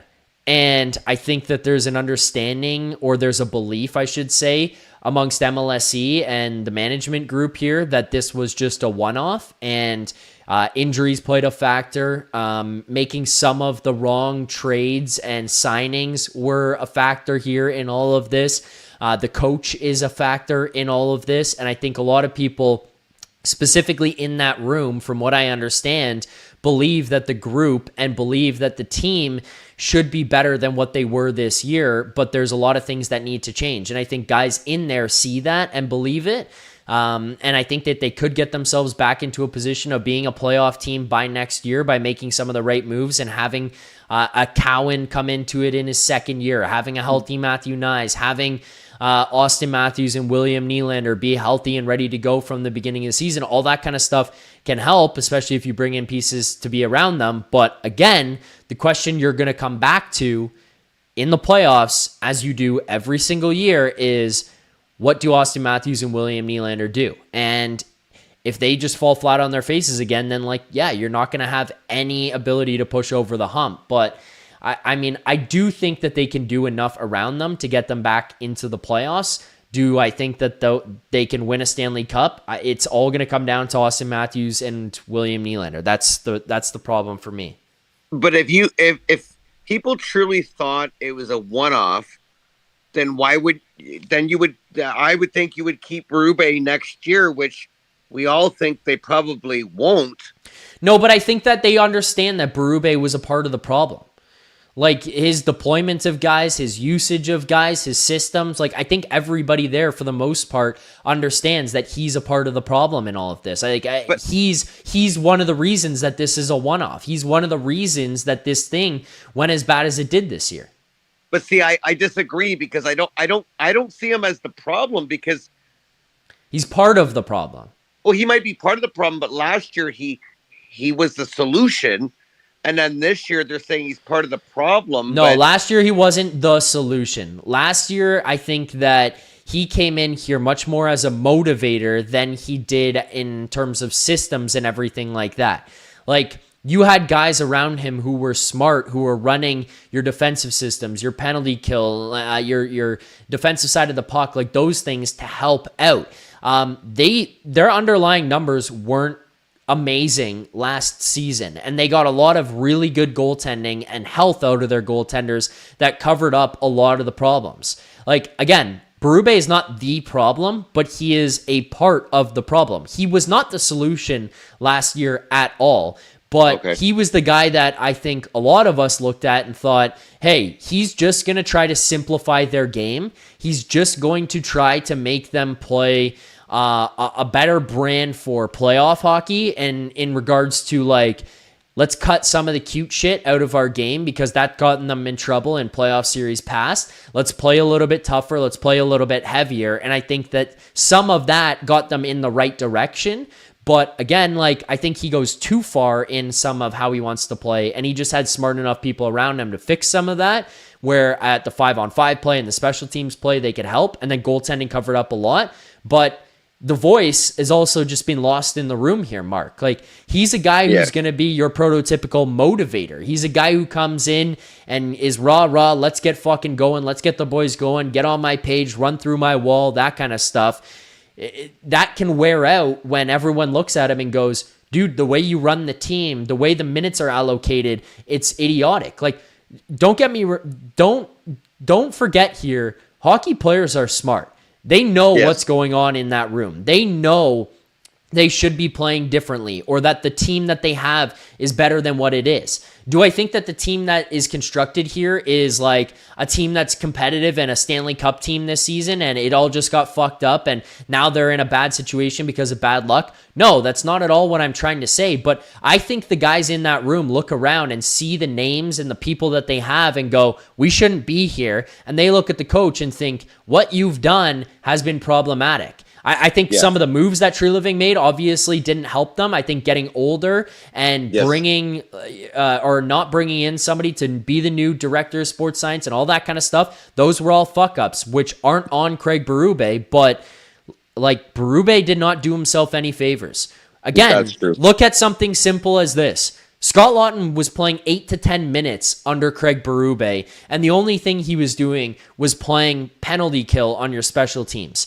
LA, who I'm not putting them on a pedestal as like this is the team to look at and operate as, but he goes to LA, he plays third line center, he plays 12 to 14 minutes a night, he's scoring right away, and by the way, he's finding himself a spot on their second power play, even more than just finding himself just on the penalty kill.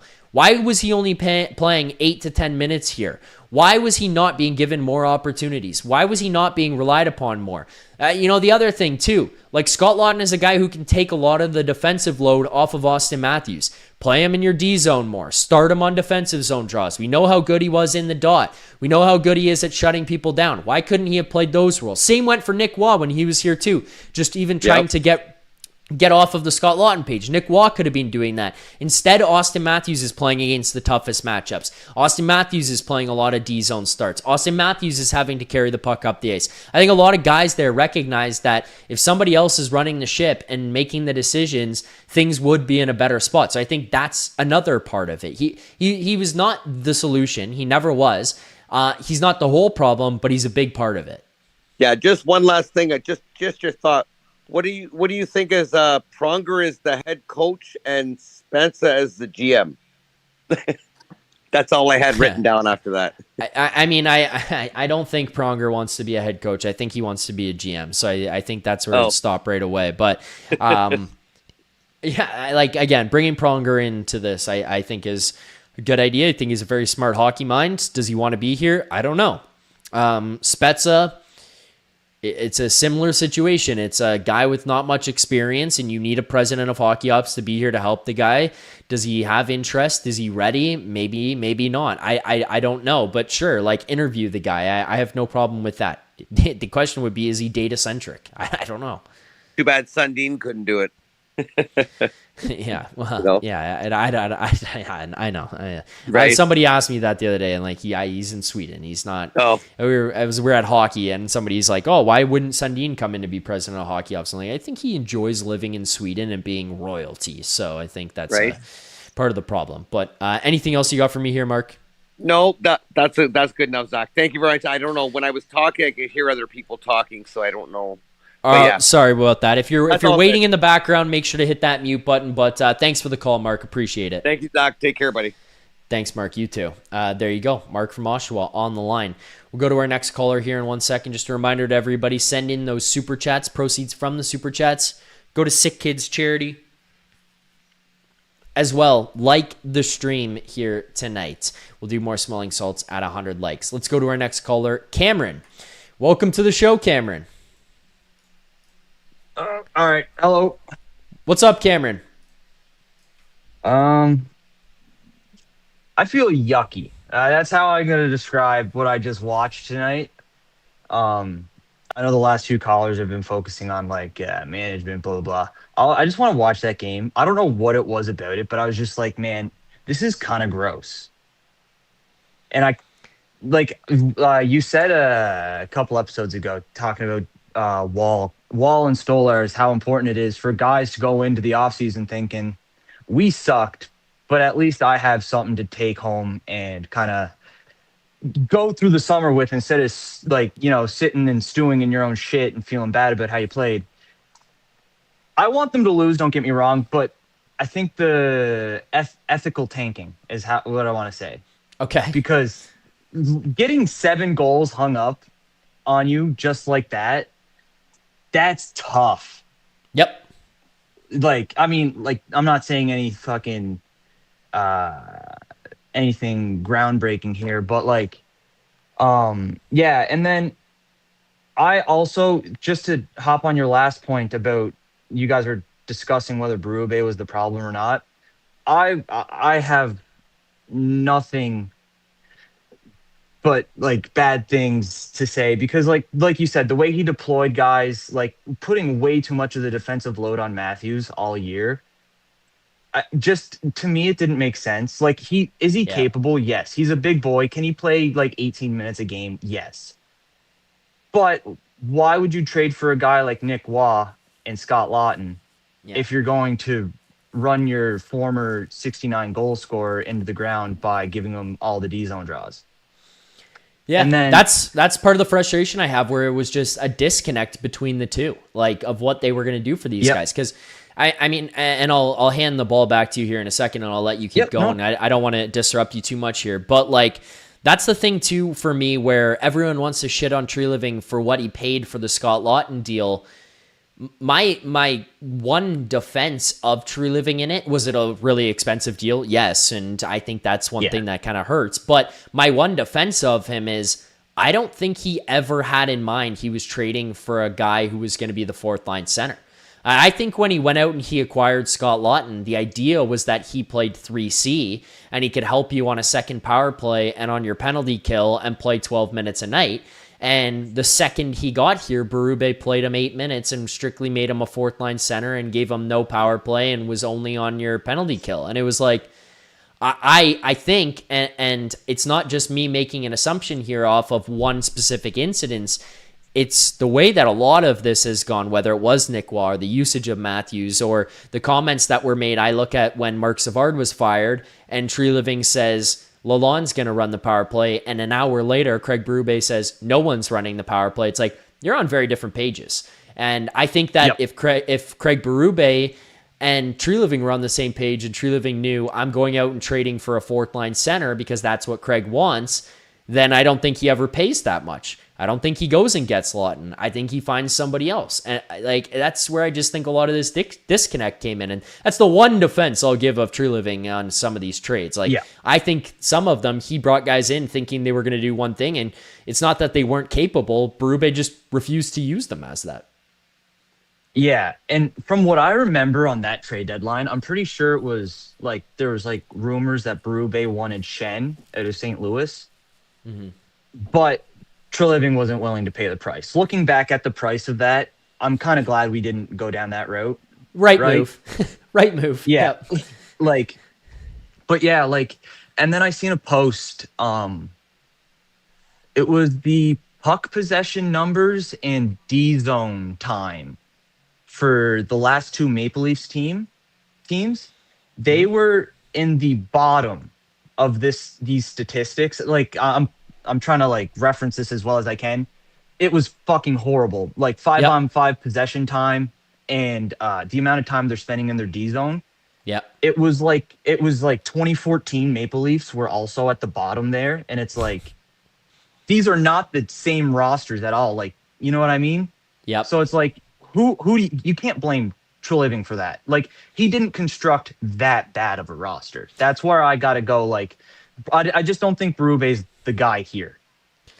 That's where I agree with you, and that's what I was trying to convey to Mark here on that. Is like, a lot of the numbers since Berube came in kind of fell off a cliff, and I think he came in more as like the motivator. And I know, talking to Rosie about it, because he played for him, that he and by even all accounts from other people who have worked with Berube or under Berube or whatever, players who played for him, like, he's not the X's and O's guy who's supposed to be running everything. He's going to be the motivator guy who's kind of the head of the ship.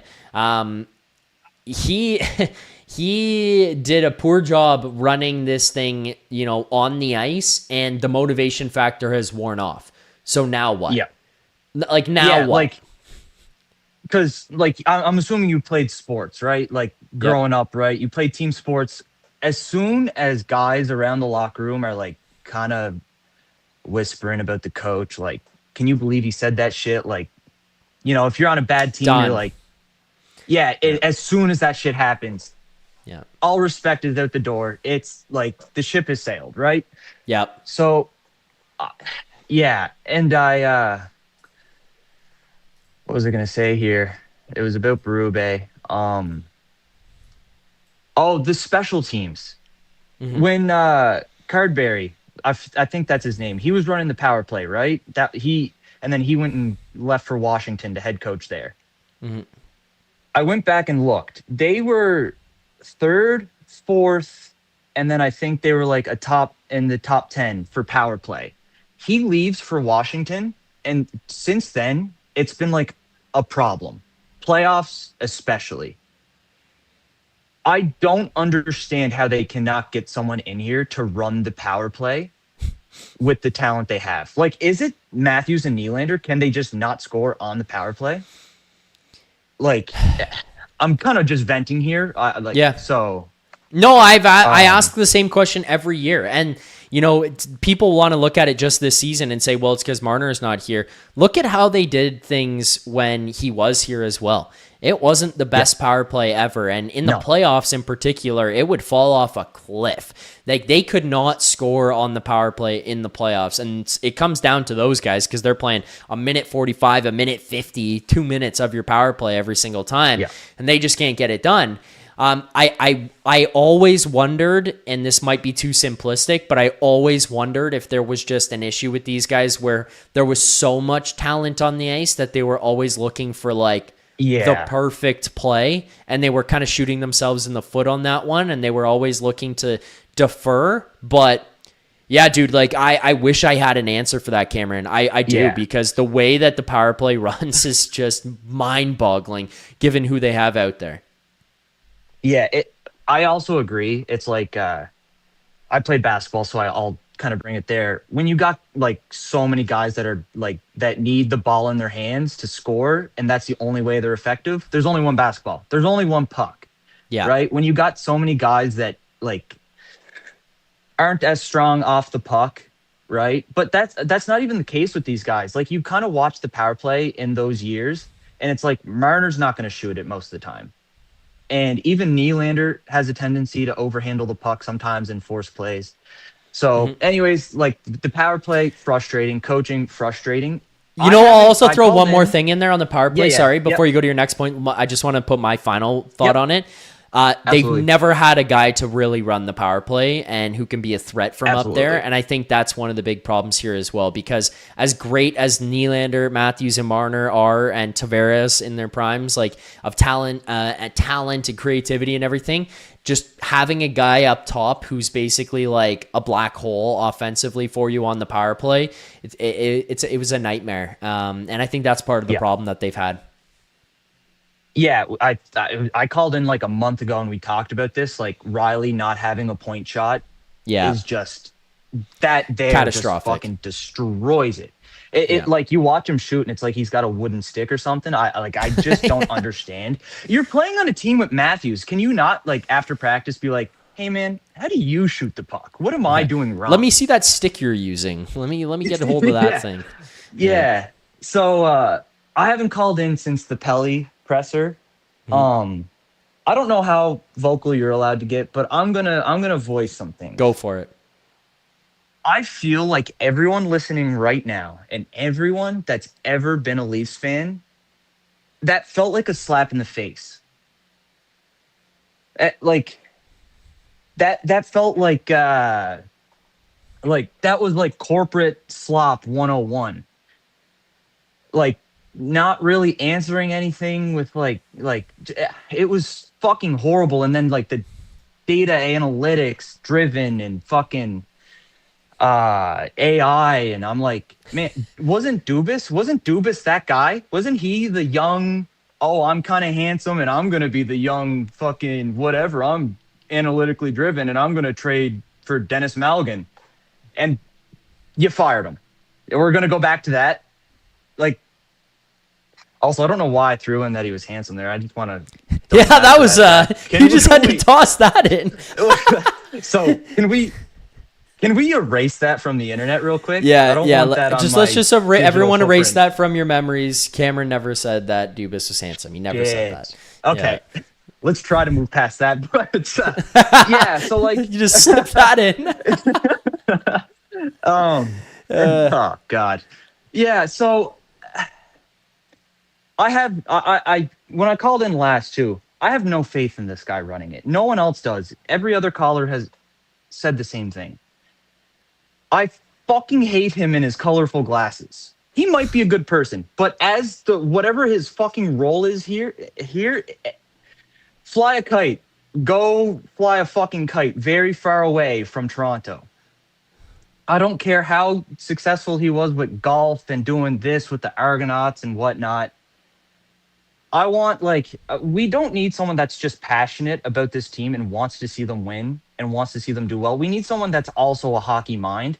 I understand though those guys don't just grow on trees, but and then just to add to this point, because it feels like when I said it feels like a slap in the face, I think the first caller had mentioned that his father had just recently passed away.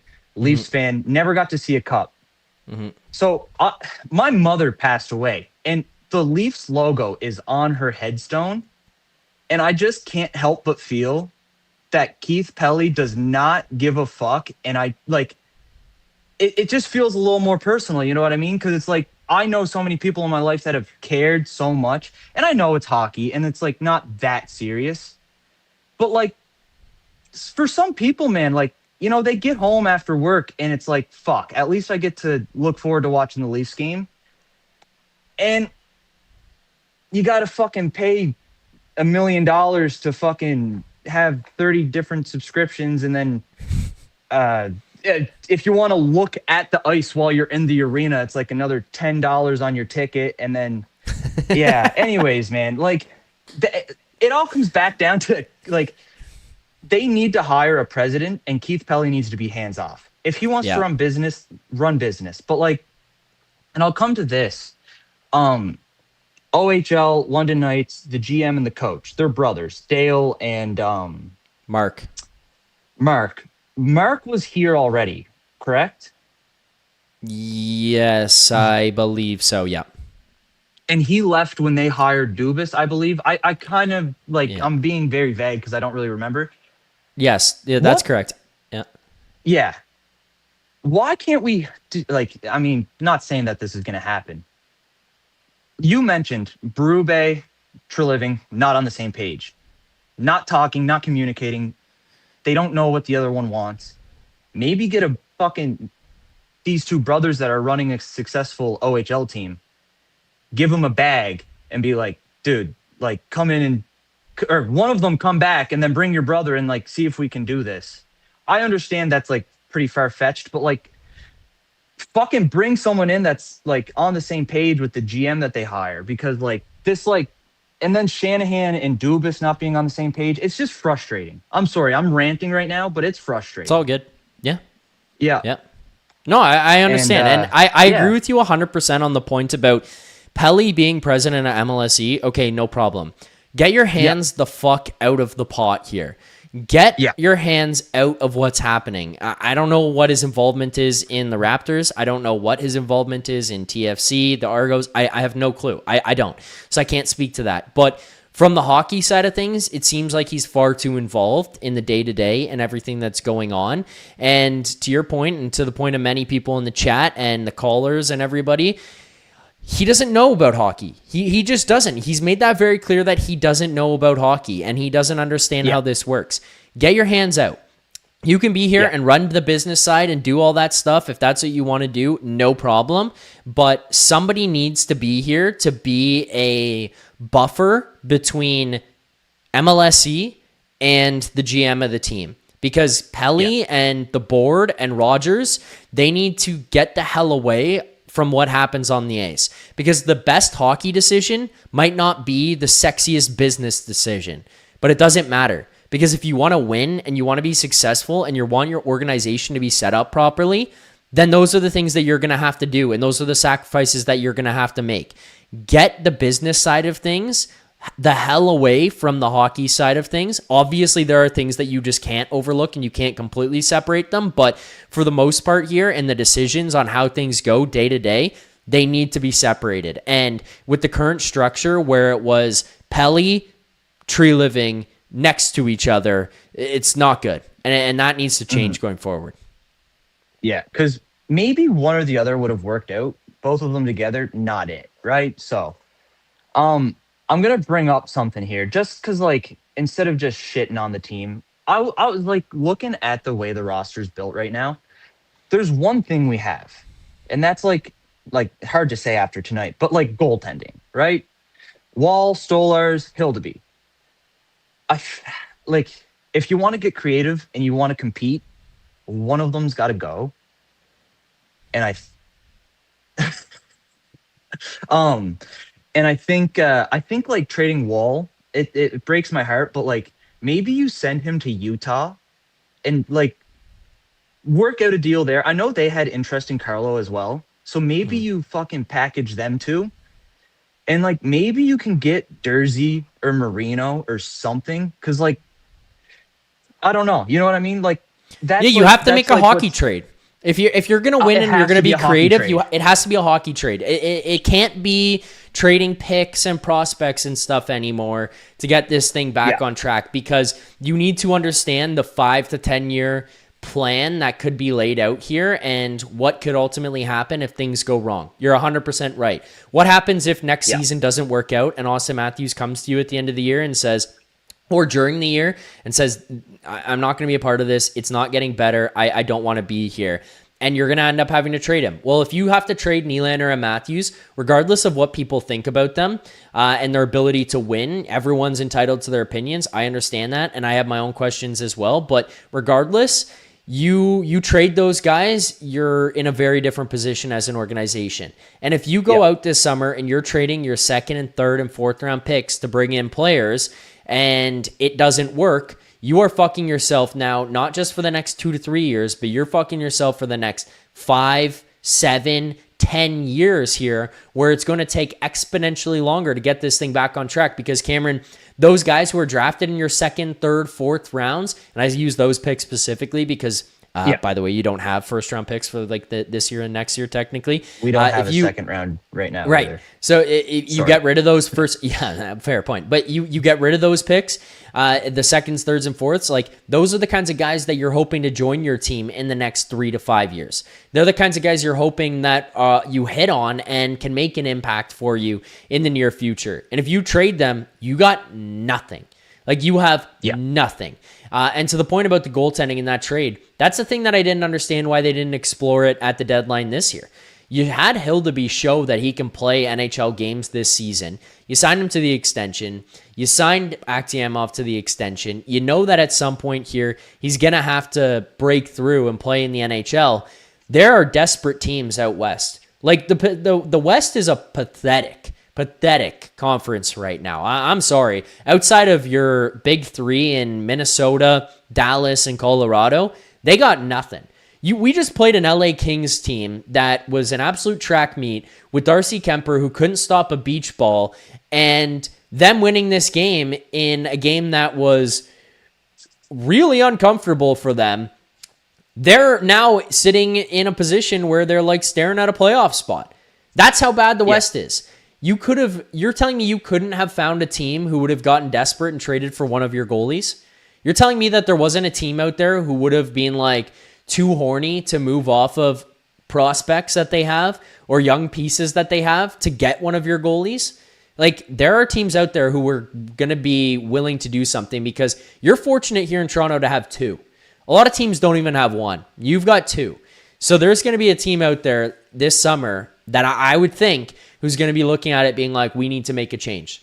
The Oilers, Utah potentially as a team that you bring up there. You know, look down your list. There's teams that are going to be looking to find somebody and maybe moving off of one of those guys to bring pieces back. Like you brought up Dursey or Marino or something like that. I don't know how high that value would go up, but 100%. Like I get the point that you're making, where it's like somebody out there could move something to you that maybe it's not picks and prospects, but maybe it's a player that you can use and can be helpful to you now and in the next couple of years. I 100% agree. Yeah. And I don't know how you feel about this, but like people are like way too gung-ho on this idea of moving Matthews and Nylander for young guys and picks.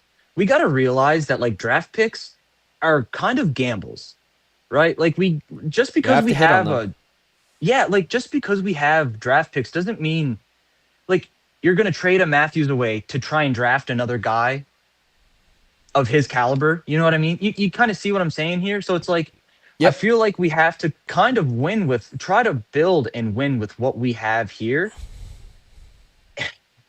Well, that's why my perspective is giving it one more year with them.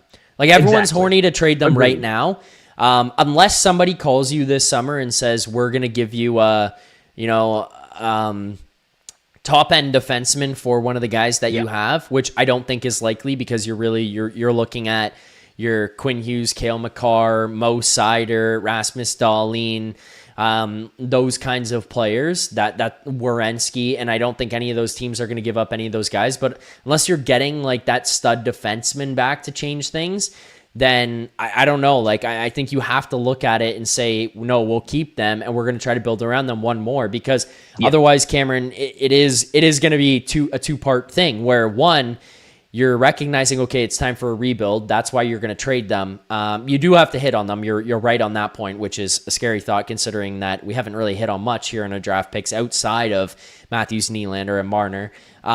But you know, you give it one more, you see what happens with a new GM, a new president of hockey ops, a new coach. You see if the system's any different. You see if that helps these guys at all. And if it doesn't, then yeah, you blow it up and you just expect that you're going to endure years of pain, because it's going to be the reality of trading those guys. Yeah. And like, I agree. Obviously, I don't have anything to add to that. I do have a business proposition here. Okay. Hear me out. All right. Be open-minded. Okay. Do you have a LinkedIn? Yes. Yes. Me, you, Jay Rosehill, we apply for the job. You, president, listen, hear me out. You can be the president. I'll be the general manager, and Jay Rosehill can coach. I've played so much NHL franchise mode. I can do it. I can fucking do it. All right. I know my way. Like, all right, we can do this. Okay. The three of us, we can turn this around. All right. Okay. That's not where I thought you were going. Okay, I like it. You know what? All After right. this, let's get together. We'll put together a plan and we'll send off our resumes and we'll see if they're interested. I already sent mine in, so you're kind of okay. I'm behind. Sorry. Yeah, I should have mentioned that. Yeah. Okay. I see. All right. Well, I'll catch up after this. Yeah. All right. All right. That's all I got. Please erase me calling Dubas handsome. Yeah. From the internet. Well, like I think said, it was pointed out in the happen. chat. I think you said, I think this was worse for you because it was pointed out in the chat. Somebody said, you said kinda handsome, which means that you were also like assessing the level of handsomeness. So that's going to be on the record so as much well. Worse. Yeah. Kinda handsome. That's a lot like worse. you recognized he was handsome and then you put a degree of handsomeness on it too. So I don't know how I'm going to tell I can't tell the girlfriend about this. All right, I got to get out before this gets even worse. Yeah, Cameron, right. I heard you went on the show last night. Can we watch your appearance? No. No. All right, Cameron. Thanks for the call, buddy. I appreciate it. You have a good night as well. All right. Thank you. As Cameron on the line. That was a good call. Appreciate that. Didn't expect that business proposition there either. Let's go to the next caller here on the line. Let's welcome in Jeremy. What's up, Jeremy? Do we got you? Hey, Zach, you got me? Yep, I got you, Jeremy. What's up? Jeremy? Zach. Yep. Oh, boy. I can hear you. All right. I can hear you, Jeremy. Yo.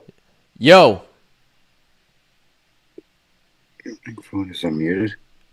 Yeah, you got your volume down or something there, Jeremy? I can hear you.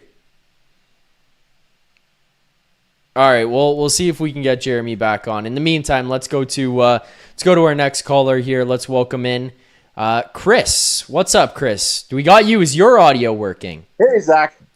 Hey, Chris. Good to talk to you. Good to talk to you as well. What's going on tonight? Not too much. I'm sad about the point. I hate cheering against the Leafs, but you know what? I'm part of Tank Nation, and we got to find a way to get in the bottom five to find a defenseman. Yeah, that seems to be the sentiment here tonight. I want to give props to Johnny T for his eighth 30-goal season in a row. Is it in a row? I think that would make sense. I think they mentioned that it was consecutive, and it's really nice to see because you know what? He's a hell of a mentor for a guy like Easton Cowan. Yes. And that line's got a lot to offer. And, it's nice to see. Yep. Johnny T, not eighth consecutive. He had In his first year in Toronto, he had 47. The second year, he had 26, but he played 63 games. I think these are the COVID years. Then in the year after that, he had 19 and 56 games, and then the next year in 79 games, he had 27, and then back to the 30, where he had 36, 29, 38, 30. So not consecutive, but yes, 8 years. Still an amazing accomplishment. 8 seasons of 30 plus. It's a hell of a bargain when you think he's paying for a third of the salary that he was playing for last year. No kidding. No kidding. Still putting up 68 points in 77 games here. I'll give Treliving props for that signing at least. Yeah, the contracts that he signed, I think for the most part, like number-wise, he's done well on. But again, you know what? You were talking about Cowan earlier, pre-show, and I was just saying that I think he's a foundational player. If you want to talk about foundational players, I think he's got the makeup. Like I said, if he gets a little bit stronger as he grows into an NHL body, I think he's a foundational player, way more so than a guy like Nylander. And I just wanted to say, I think you hit the nail on the head last game. I kind of missed it when he was slashed by Anaheim's goalie and did absolutely nothing. And it just resonates with me how a guy like Nylander is so checked out. He doesn't seem like he's part of the team, showing up 30% of the time. It's just not what we need. You know what I mean? Yeah, and do I expect Nylander to be the raw guy, jump in and fight for everybody? No, not necessarily. But, that instance really rubbed me the wrong way as well, because that was sticking up for himself. First of all, he gets thrown to the ice by Minchikov, and Cowan's the first guy who jumps in, who Easton Cowan is 20 years old playing on your line. He's a first-year NHL player, and he's coming to your defense. Okay, no problem. But then he's not quick to his feet to get into the scrum himself. It's not like he got some bone-rattling hit or got slammed to the ice or anything where he's going to be slow to get up from that. He just got taken down. It was an aggressive play, and Cowan took exception. Nylander could have easily gotten there himself. Okay, he doesn't. Then the next part of it is you got slashed and just sat there and looked at the guy. You were on video looking at the guy. You can't even stick up for yourself. And in comparison, I watched Cowan take an open ice hit from Mikey Anderson here tonight. A clean hit, nothing wrong with the hit, but Cowan just says, fuck that, I'm not going to take it. And he goes after Anderson immediately. And it's that's a guy who is sticking up for himself, which having that kind of tenacity and that kind of pride in your own name to even just say, fuck it, I'm not going to let people bully me. It's a stark contrast from what we see out of 88, where he just watches that happen, looks up, and is like, well, I'm not going to do anything about this. It rubbed me the wrong way. Absolutely. I totally agree with you. And you look at a game like tonight, and he's completely checked out. You don't notice. He's a peripheral player. He's not willing to get his nose dirty at all, get into anything. It's sad to see, because the guy's got talent when he wants to turn it on. But I think he's already shown us what he's worth. And I think trading him would be the way to go. Yeah, I mean, I think it depends on what the direction of the organization is planning and going, and also what you can get back. But exactly, yeah, I don't think it's a terrible idea to explore the market on it and explore if he would be interested in going. You need to shake things up. You don't want to get too far down the road where now all of a sudden you're stuck in a corner and having to only trade him to certain spots because his contract's coming up. So yeah, I don't think it's a terrible thing to do. But yeah. He's got 6 years left on his contract, I believe. He's got his no movement clause. So you go to him and ask him for 5 teams. Give us a list of 5 teams and go look for, like you said, find a hockey trade. We don't really want to see first round picks coming back, but we want to see maybe a number 1 D, number 2 D at the very, and a solid prospect, somebody that you can plug into the lineup to help us out now, because we need it. And it would be helpful. And you know what, like you say, a guy like Matthews, I don't see trading him in any way, sense, or shape at this point in time. Give the guy a chance. I think he's hamstrung under Berube. Like you mentioned earlier, and one of the callers mentioned earlier, you got him taking D-zone face-offs. you got to play him in a proper format. Like let him, give him the chance to be more offensive, and take the harness off him. He's shown that he can play defensively, which is great, and he's an all around player. But this is a guy who scored 69 goals 2 years ago, so you got to let him be the player that he is and give him an opportunity. And it would be good to see. Yeah, that's the thing that I look at with Matthews and think that it's almost, it's not quite, but almost like impossible for a guy to fall off a cliff that hard. He scored 69 goals, and then all of a sudden he's just another guy. That doesn't make sense to me. Do I think that he's a 60-goal scorer every season? Do I think he even ever scores 50 again? Maybe not. But you're telling me that guy can't find a way to come back and be a 40, 45, high 40 goal scorer again? Like, I think that I want to see someone else take the reins and lead the bench and deploy a different system and use him differently before I make my final judgment on him. That's the thing is, like, he didn't just do it once or twice, Chris, where he led the league in goals. He's a 2-time Rocket Trophy winner and a guy who was scoring 40, 50, 60 goals regularly. It felt like every time you went into a season, you were guaranteed to get 40 plus from the guy, which was an insane thought. I find it impossible that a guy at that talent level and that good can just fall off. And I know people in the chat right now are listing people, Chichu, Kunitz, Heatley, James Neal. Those guys were never the player that Austin Matthews was. Like, that's my counterpoint to it. They're not the same. He's significantly better than those kinds of guys. I think he can get back to scoring 40 plus, which if he can score 40 plus, you're taking that, easily. And I want to see someone else here running the ship and giving him different opportunities. Absolutely. That would take a lot of pressure off him if he wasn't running the bench and he wasn't the go-to guy, because I think that just creates too much pressure on him. And I think he would be a lot better player without having to deal with being the complete leader that everybody wants him to be. Yeah. And just, I don't know. I think we need to look into the toughness on the team. I'm glad to see Pezzetta got a chance to play, but I'm not a major Pezzetta booster. But I'm just saying, like, you look at a team like Boston, and Boston can ice Zadorov, Chanot, Kastelik, and just wanted to mention, like, Tampa Bay. We had Curtis Douglas in the Marlies last year. He was of no value to the Leafs, but it's funny how he made it into the Tampa Bay lineup. And I'm not saying that I just want to see a tough guy run the show, but I'm saying it's all part of team toughness. And how is it that Boston can ice Zadorov, Kastelik, and we really don't have an answer to it. I do appreciate Joshua, and I think given the opportunity, he can be a player. But I think if you add a few guys like Nyes, guys like Cowan, will be able to play more physical and help us out.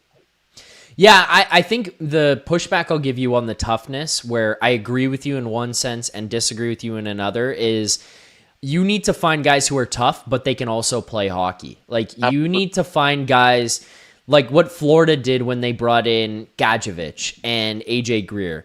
Like, those guys can at least play. You can put them in your lineup, and you can trust that they can go out there at 5-on-5 and be impactful, and they can score, and they can goat guys into penalties, and they can do all that kind of stuff.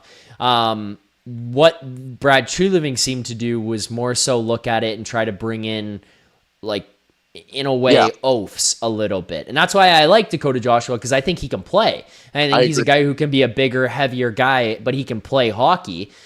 You can't you can't ice Ryan Reeves and expect to just now all of a sudden have team toughness, because he could barely play out there on the ice. You need to find the right pieces that can do both, which they're hard to come by, don't get me wrong, but I think that was one of the problems that Brad Treliving had, where he would just look at a guy and be like, tough. Well, he can't.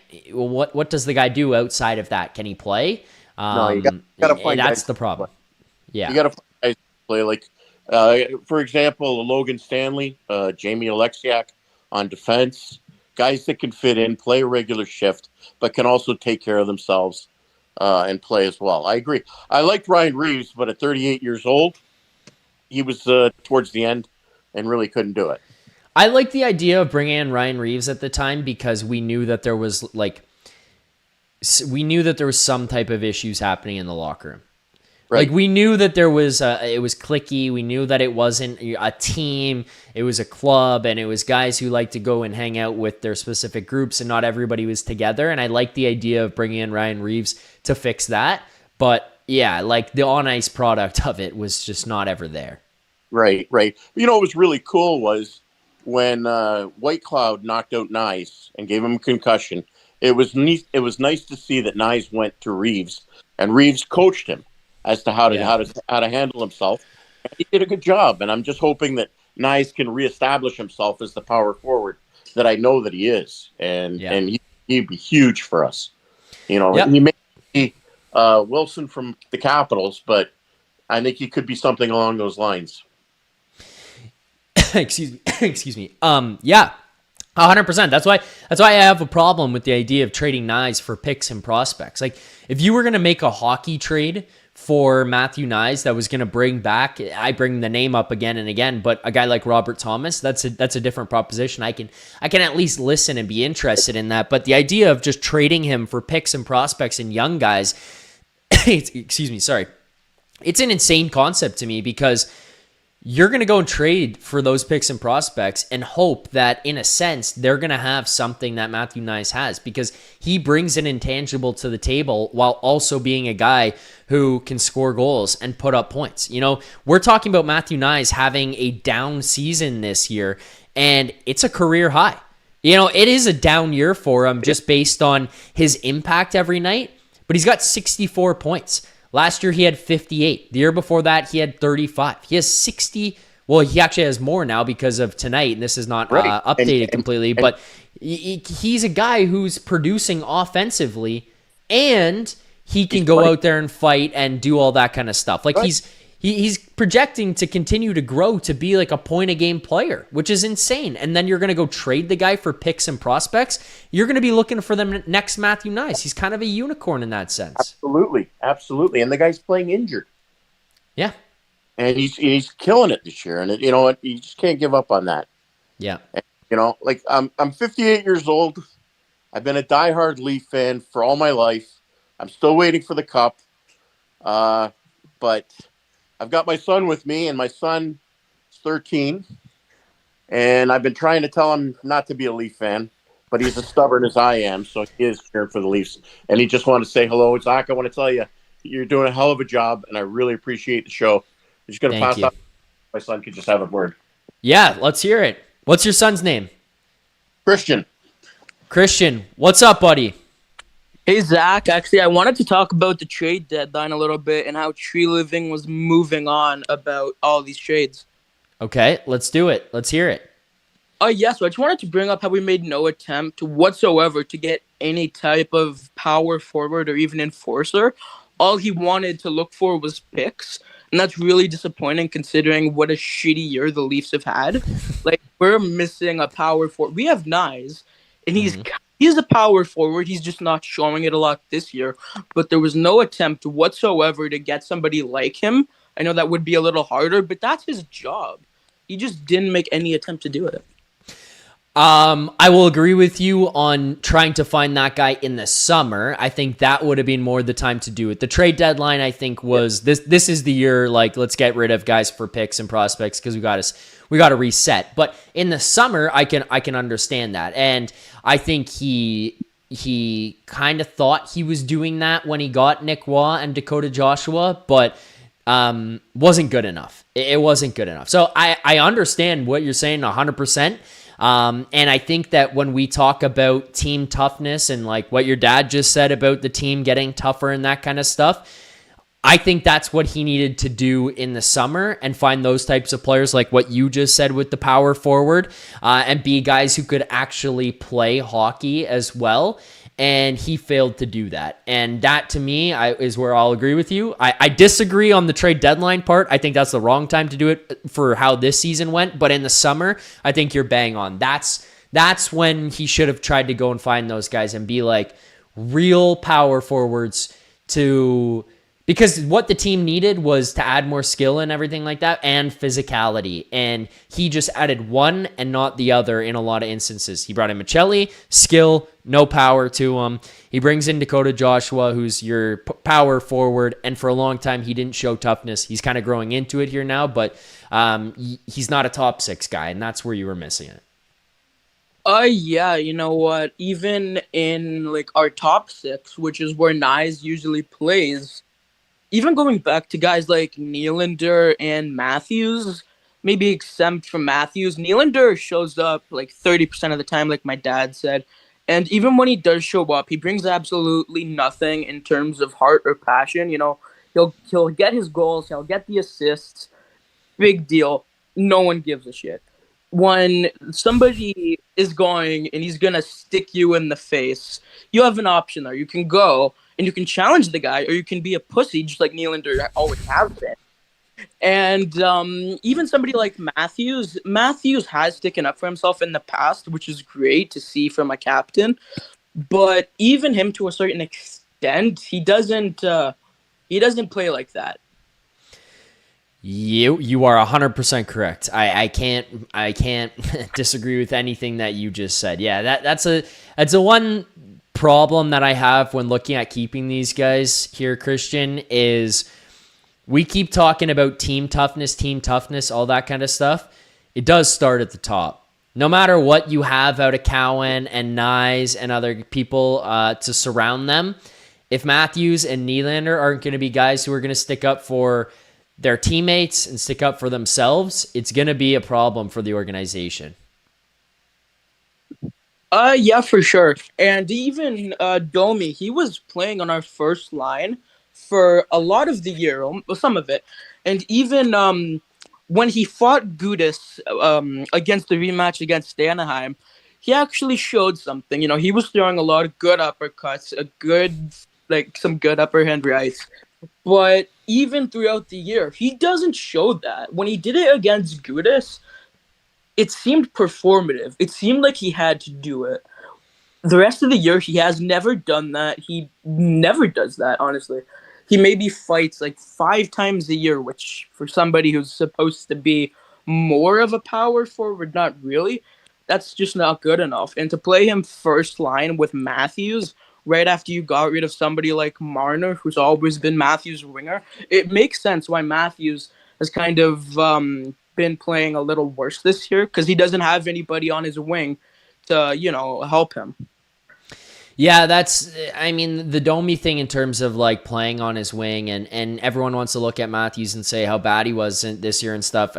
He wasn't great this season, but he played with Bobby McMahon and Max Domi for most of the year. And that's doing a disservice to him. Now, that doesn't help him at all. That doesn't help him with anybody to be a facilitator or anybody to help surround him or help in his defensive zone or anything like that. Like, that didn't help him at all.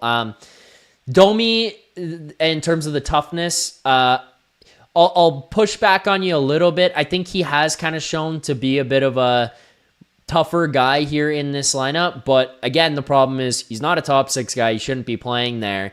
And, I think that at times some of his toughness kind of was dumb, and it got him into some trouble, and it got the team into some trouble. I think he had a hard time, I should say, handling and managing when to do things and when not to do things. And to your point, I think that there were a lot of times that he might have just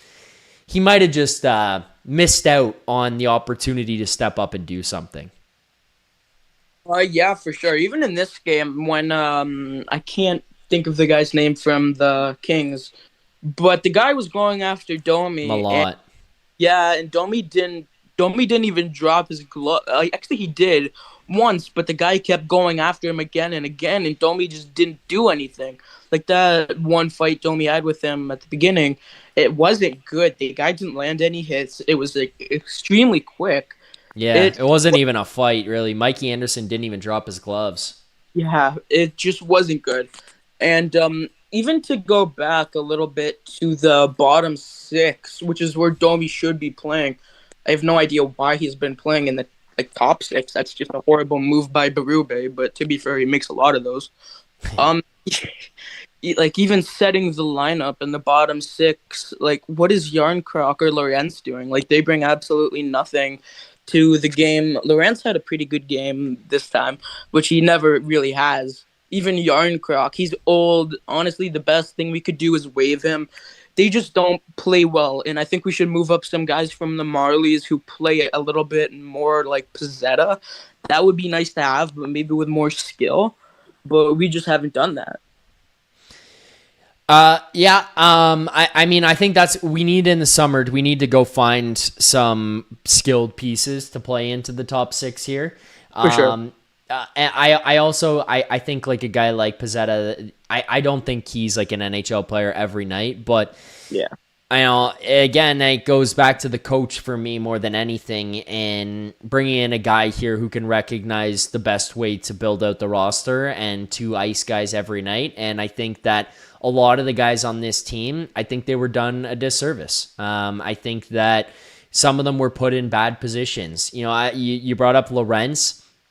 I think if you put Lorentz with a better player than having to strap him to a Calle Yarncroc kind of thing all night and all season and put that guy as your fourth line right winger, I think Lorentz you get a little bit more of. He's been a rock on that penalty kill. He's been real good. But yeah, I think that a lot of these guys could have benefited from some better usage, and I think that's a coach problem for sure. Yeah, well, honestly, you put anybody with Yarncroc and they're going to be pretty shit. But anyways, I just want to wrap this up. I wanted to say thank you for letting me on, and this has been a great post-game. You've done a great job. So, thank you. My dad now. Thank you, Christian. I appreciate that. This was a great call. Thank you for calling in. Thanks a lot, Zach. Take care. Thanks, Chris. Appreciate it. You and Christian have a good night. Thank you guys for calling in. You as well. You too. Thank you. There you go. Chris and Christian. I think that's the first time that we've had a father-son duo call into the post-game. So, that was fun. That was a cool experience there. And Christian, 13 years old. Chris, I understand it, man. He's trying to get Christian to be a fan of any team other than the Maple Leafs. And, you know, I was watching the game tonight. The Leafs are losing 6-4 at that point. My girlfriend turns to me and says, you know, might be a good business decision for you to choose to be a fan of another team. I was like, I can't do that. I can't do that, unfortunately. I'm stuck to this team. I'm just always going to be a Leafs fan. It is what it is. There's no changing it now. But Christian, 13 years old, you've got time, buddy. Go to our next caller here on the line. Let's welcome to the program, Jordan. What's up, Jordan? Hello, Zach. How are you? Hello, Jordan. I am good. How are you? Well, we got a loser point tonight, so I'm not happy about that, as I stated in the last show.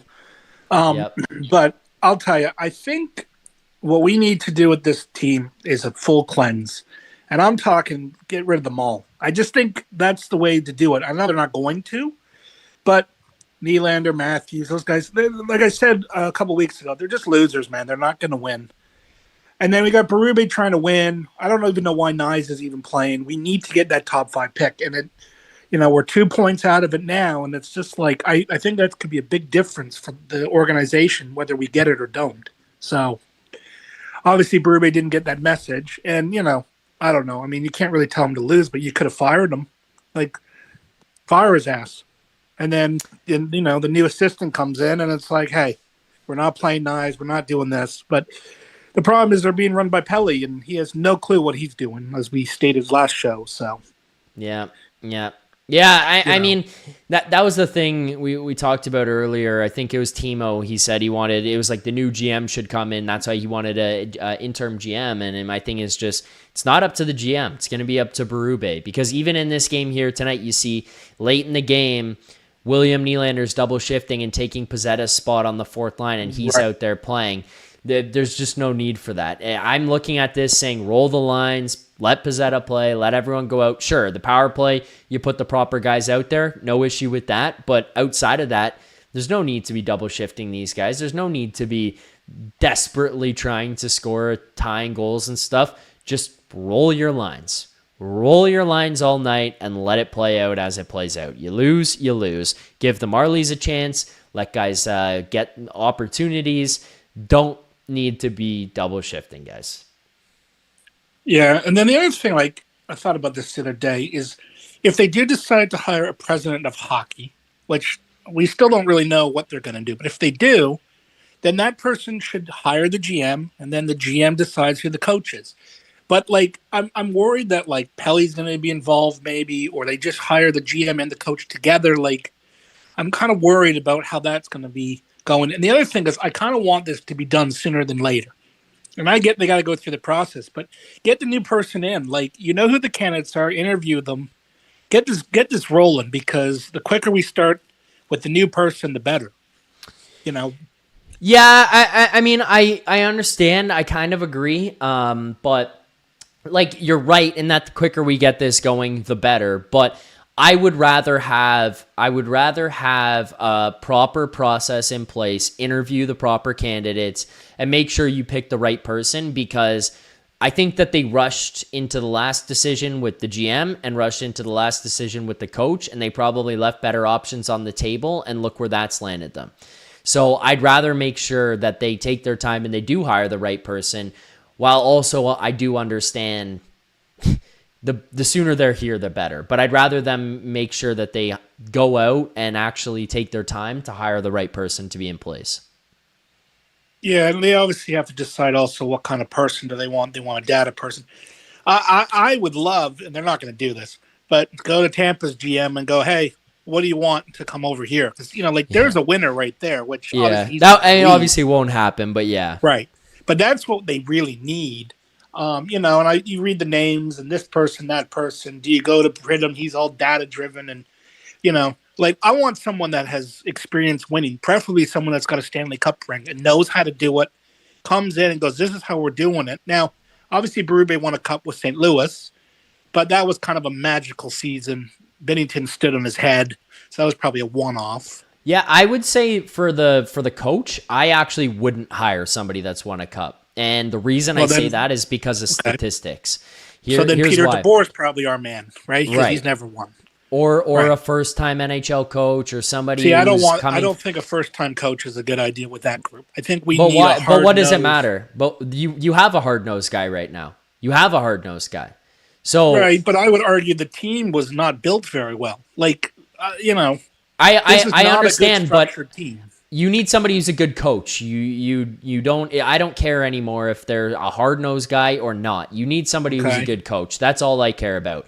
And if that guy is Manny Malhotra, sure. If that guy would have been Spencer Carberry, sure. If that guy's David Carl from the University of Denver, or if it's Jay McKee from the Brantford Bulldogs, sure. I don't care. As long as it's the right guy, that's all I care about. I do not give a shit about being a hard-nosed guy or whatever. Obviously, Pete DeBoer kind of fits the mold of being a more hard-nosed guy. He is a little bit tougher, but he's also an incredible coach. I just don't care anymore. Like, my thing with this, Jordan, is you had the hard-nosed guy in Mike Babcock, and he was here leading these guys and being the head coach and trying to break them in as NHL players.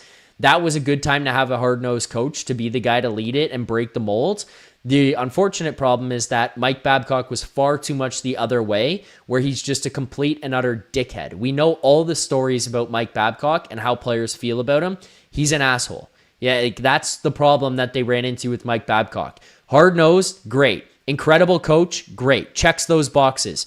Complete dickhead, and it caused a lot of problems around the NHL, let alone just with the Maple Leafs. Like, remember, he got hired by the Columbus Blue Jackets and never coached a game because he was looking through players' phones. Like, that's the problem there.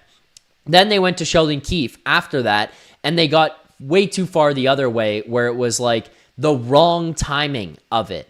You brought in a softer coach, a more forgiving coach to be here with these guys, and a guy who was learning how to be an NHL coach at a time where the players also needed to be broken in a little bit because they needed to be under somebody with a little bit more veteran leadership or whatever.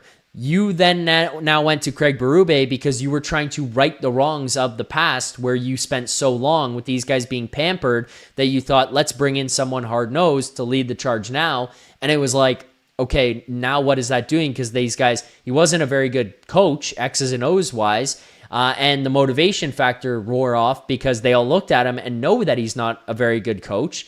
I just don't give a shit anymore. Like, enough of soft guy, player coach, hard-nosed guy. I don't care. Bring in a good coach. That's all I care about. Is he a good coach? That's the criteria for me. That's it. Yeah, I get that. I mean, they obviously have to reconfigure this roster and team, though, because it's not a good team. Yep. And, everyone's talking about, oh, we don't need to trade Matthews. Look, I almost am at the point where, like, hey, let's move them. Let's start over. We need a cleansing. Like, this group had their chance, and everyone's talking about, oh, Matthews used to do this and that, but he also had Marner. He doesn't have Marner anymore. And, he looks a lot worse without him. And they're not going to get a Marner type to come there. I mean, the free agency pool this summer is not the greatest. So I got a feeling we're not going to be that good next year. And it's almost to the point where I'm like, well, if we're really, really bad, maybe we do get the complete overhaul and reset. So it's going to be interesting. It's kind of the limbo. Like right now, I'm just watching the games and I'm like, please lose. And they keep getting points. And it's like, we're probably not going to get our top 5 pick, which that trade was god awful in itself. Like, why couldn't that have been a top 10 protected pick? And that's where Treliving showed him being a bad GM. Like, they would have done that for a top 10. Like, that's where a good Well, GM... I mean, also if he didn't come in with the desperation that he did at the last minute. Like, it was reported he called him at 2 p.m. with a 3 p.m. deadline.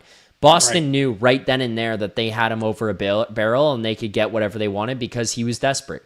And... would they have done the trade for a top 10 protected? Maybe. It's by all accounts, it sounded like they said no and they wouldn't have done it. But maybe if you called them in the morning or the day before or earlier in the week, maybe then they would have done it. Calling them at 2 p.m. with a 3 p.m. deadline showed the desperation that the Maple Leafs had to get a right-handed defenseman, and Boston knew they could get whatever the fuck they wanted. Right. Okay, now I got one last question, and then I'll go. So... okay. Do you think Berube will be fired the day after the season, or do you think they're going to bring in the president or GM and then let them make the decision? I think they probably let them make the decision. Okay. He said that they were going to let the next guy make their decision. He's still the coach now. Okay. I just don't see why they would change their word from it. Do I think the next GM and president fire Craig Berube? Yeah, I think that they probably don't start next season with Berube as the coach. To be honest with you, I think that if they go into that room and they have a conversation with the players, Matthews, Nylander, the veteran guys, Ekman Larson, McCabe, they're all probably going to tell you that part of the problem is Craig Berube. And I think watching the product we see on the ice, there's an understanding that Craig Berube has set these guys back and is holding them back. And I think that they would then have to take that feedback and also in turn fire Craig Berube. But do I think it happens the day after the season? No, I think that they wait for the next guy and let them do it. Right. Well, and then even more reason to get that hire done and then make your decision on the coach, move on, and then start vetting the other coaches that you're interested in. Because, Fair. We don't want to be in a situation where the top candidates are signed elsewhere. So, Yep. I think that's fair. I think that's fair. But again, I want to hire the right people, not just the fastest. I want to hire the right people. Anything else you got for me here, Jordan? No, sir. I will see you Wednesday, and hopefully it's after a nice, easy loss. Yes. Regulation. No points. We don't need any. Sounds good. All right, Zach. Have a good rest of your night. Thank you, buddy. You too. Appreciate the call. There you go. Jordan on the line with another great call here tonight. Make sure to hit that like button. Subscribe here to the channel. 67 likes. Oh, what a dagger. 67 likes here on the post game. So let's get that number up to 100 before we shut things down here tonight. But we do have one more caller on the line. Let's welcome in Jeremy. Jeremy, do we got you? Zach. Yes, Jeremy. Oh, now I can hear you through the phone. All right. How's it going? It's good, buddy. How about you? It's going. Want to talk about the game, or do we want to figure out who what do you want to talk about? I don't know. I'm just thinking about did Treliving get fired on Monday? Was that the Anaheim game? Yes. Monday, 8:38 Eastern time. Yes, that's correct. Okay. And and we should have the president of hockey operations, because that we already know what's getting hired first before a GM. We already want that guy now. Saturday, Eastern time. We're like close to 1:45. Good job on work. You guys didn't even take a day off. But this is how quick we want somebody in there. The bottom line is Brube's going to hang her out there, and soon enough, we're not going to call them coaches anymore. They're called motivators. Like Tortorella, Tortorella knows I'm here till the playoffs or after. Berube right now, if you're only a coach motivator that has 3 pitches, you ain't gonna last. Him and Torts have the same amount of pitches, 3. But if you have 6 pitches like a Max Scherzer, you could last till like 41 years old, because you still have 3 other pitches. So when I say pitches, that means motivation. As in like a John Cooper, he's the longest serving head coach. He hasn't even hit his 4th, 5th, 6th pitch, as into his team, his players, to motivate him. Because you're coaching, you're motivating individually, and for how much coaching you do for practice, they barely got any. So it's more speaking. At the end of the day, is motivation is what does it. To where as culture builds and you get that guy up there that runs the shit, that builds from him. His demeanor is what you build from, to where, boom, right there, the players that keep on coming through the system, like our boy Cowan, that fucking dude is like, if he was allowed to play the way he want, like, hey, go out there, make your mistakes. This is your year. Fucking make them. You got 10 to make every game. 10 to make, because I want to see what you got. Make your mistakes. Do the things there. Because after game 41, I'm going to cut your mistakes down to 5 games now. So now you're cutting the cuteness and the little things like that. You have 5 now for the next 41. But do you. Want you to do you. Don't worry about sitting out. When you sit out, I'm going to fully explain why you are sitting out tonight. No, what I mean, to where it's not sitting up there. There's no way there is motivation speaking correctly like that. So his pitches has 3. At the end of the day, is that kid's a motherfucking dog, and that's how it's going to go with the knives. And he'll sit there. Hey, Lawton signs back. If Lawton weren't to sign back because the knives skated by and said blah blah blah, whatever, fucking you're pissed, your fucking face is really red now, to where fuck you, boom boom, and Lawton didn't get pissed off like he did, I wouldn't want him to sign back. He played. We're no friends. 60 minutes. And if you're to say that, I don't care, your Jersey friend, but sign back there, because no, that's a dog to a dog doing that, right? And fired him up to where he had to go to the box. The bottom line is the pitches is we need a coach that pitches. I don't want a president that has won a cup. I don't want a GM that's won a cup. I don't want a coach that's won a cup. I want a coach that is so fucking eager that he is building more pitches. Paul Maurice, he evolved. Like John Cooper, he's showing what evolving means. As in, that guy has pitches. He's a Max Scherzer, but younger. And he's only used probably 3 pitches, because there's never been talk of Cooper leaving. He still has fucking 3 pitches. And pitches meaning how I motivate individually.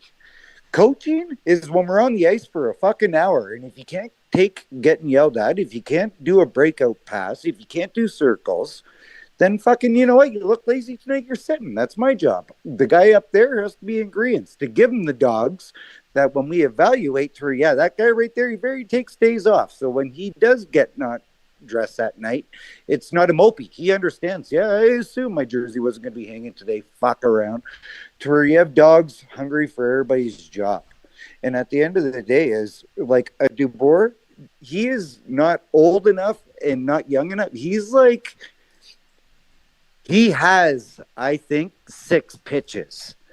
And that's why, like, conference final, I want the coach, and I'll take a rookie. That's why I said Pronger, because Pronger has that demeanor to where he knows what's up. He could have a conversation. He could take a, hey, listen, quick on this one. Hey, Pelly, here's my plan.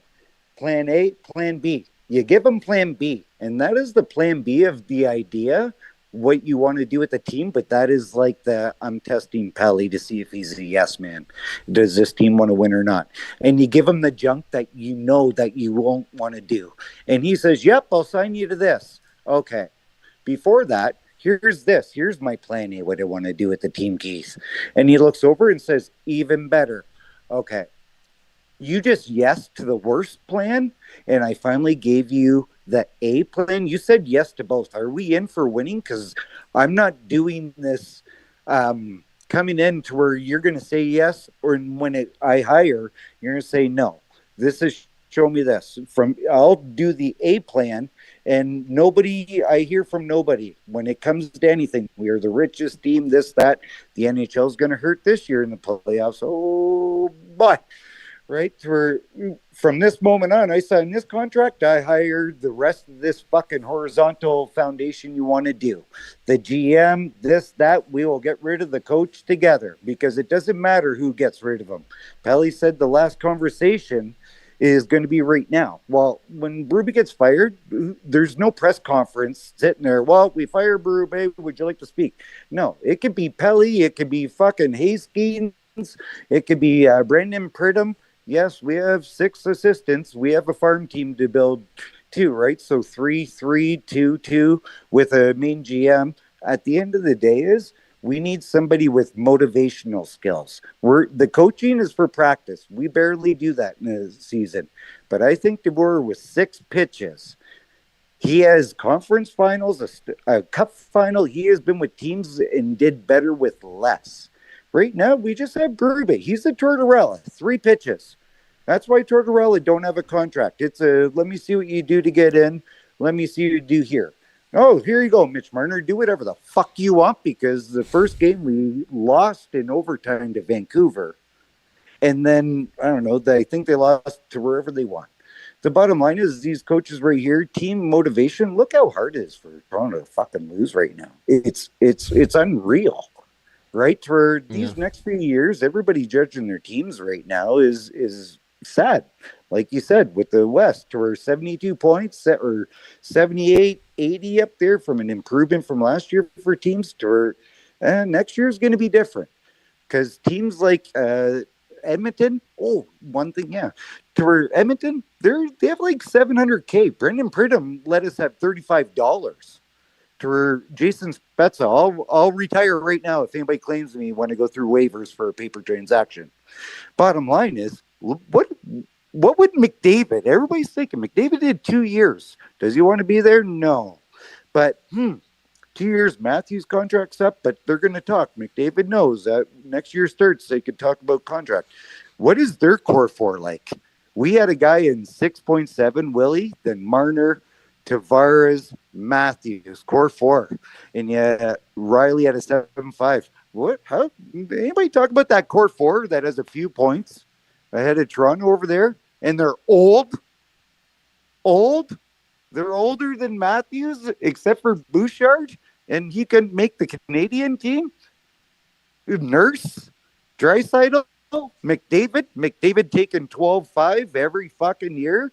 It's his favorite number somehow. I don't know. Fucking 8-7 for Crosby every time. But McDavid, Draisaitl, Nurse, and Bouchard, and Nugent Hopkins and whatever money. But those guys are all locked up for the next 7 years with no picks. And next year, when that cap moves up $8 million, wow. So $8 million, $700K plus $8 million. You still have to sign goalies, players, because you have the junk around. Then the next year the cap goes up this. Wow. So now you're up maybe $20 million, and McDavid's contract's up, and all that core 4 is still locked in, and they're old. Let's not worry about this Toronto team, because our shit's like, our guy's still 28 who's injured right now. We need a motivator. I went too long on this. I want to hear from you at least once. But yeah, do you like this? That Cowan is going to be the new thing. The knives with the new thing. Look at even Tavares fall over fucking what's his name after hit Cowan, to where Cowan goes up to where somebody's finally going in for himself, because he's usually fighting after everybody else. That is what's going to be moving in here. And it's going to start from the top. Rookie fucking president, whatever. And I want a GM that hasn't won anything. I want a bunch of non-winners because the drive and the eager. DeBoer drafted to a Leaf, didn't make it, but that guy has the demeanor. He knows how to get guys going. Last year, Dallas had to fire him for saying to Ottinger, hey, well, sometimes need a save. Well, fuck, boom.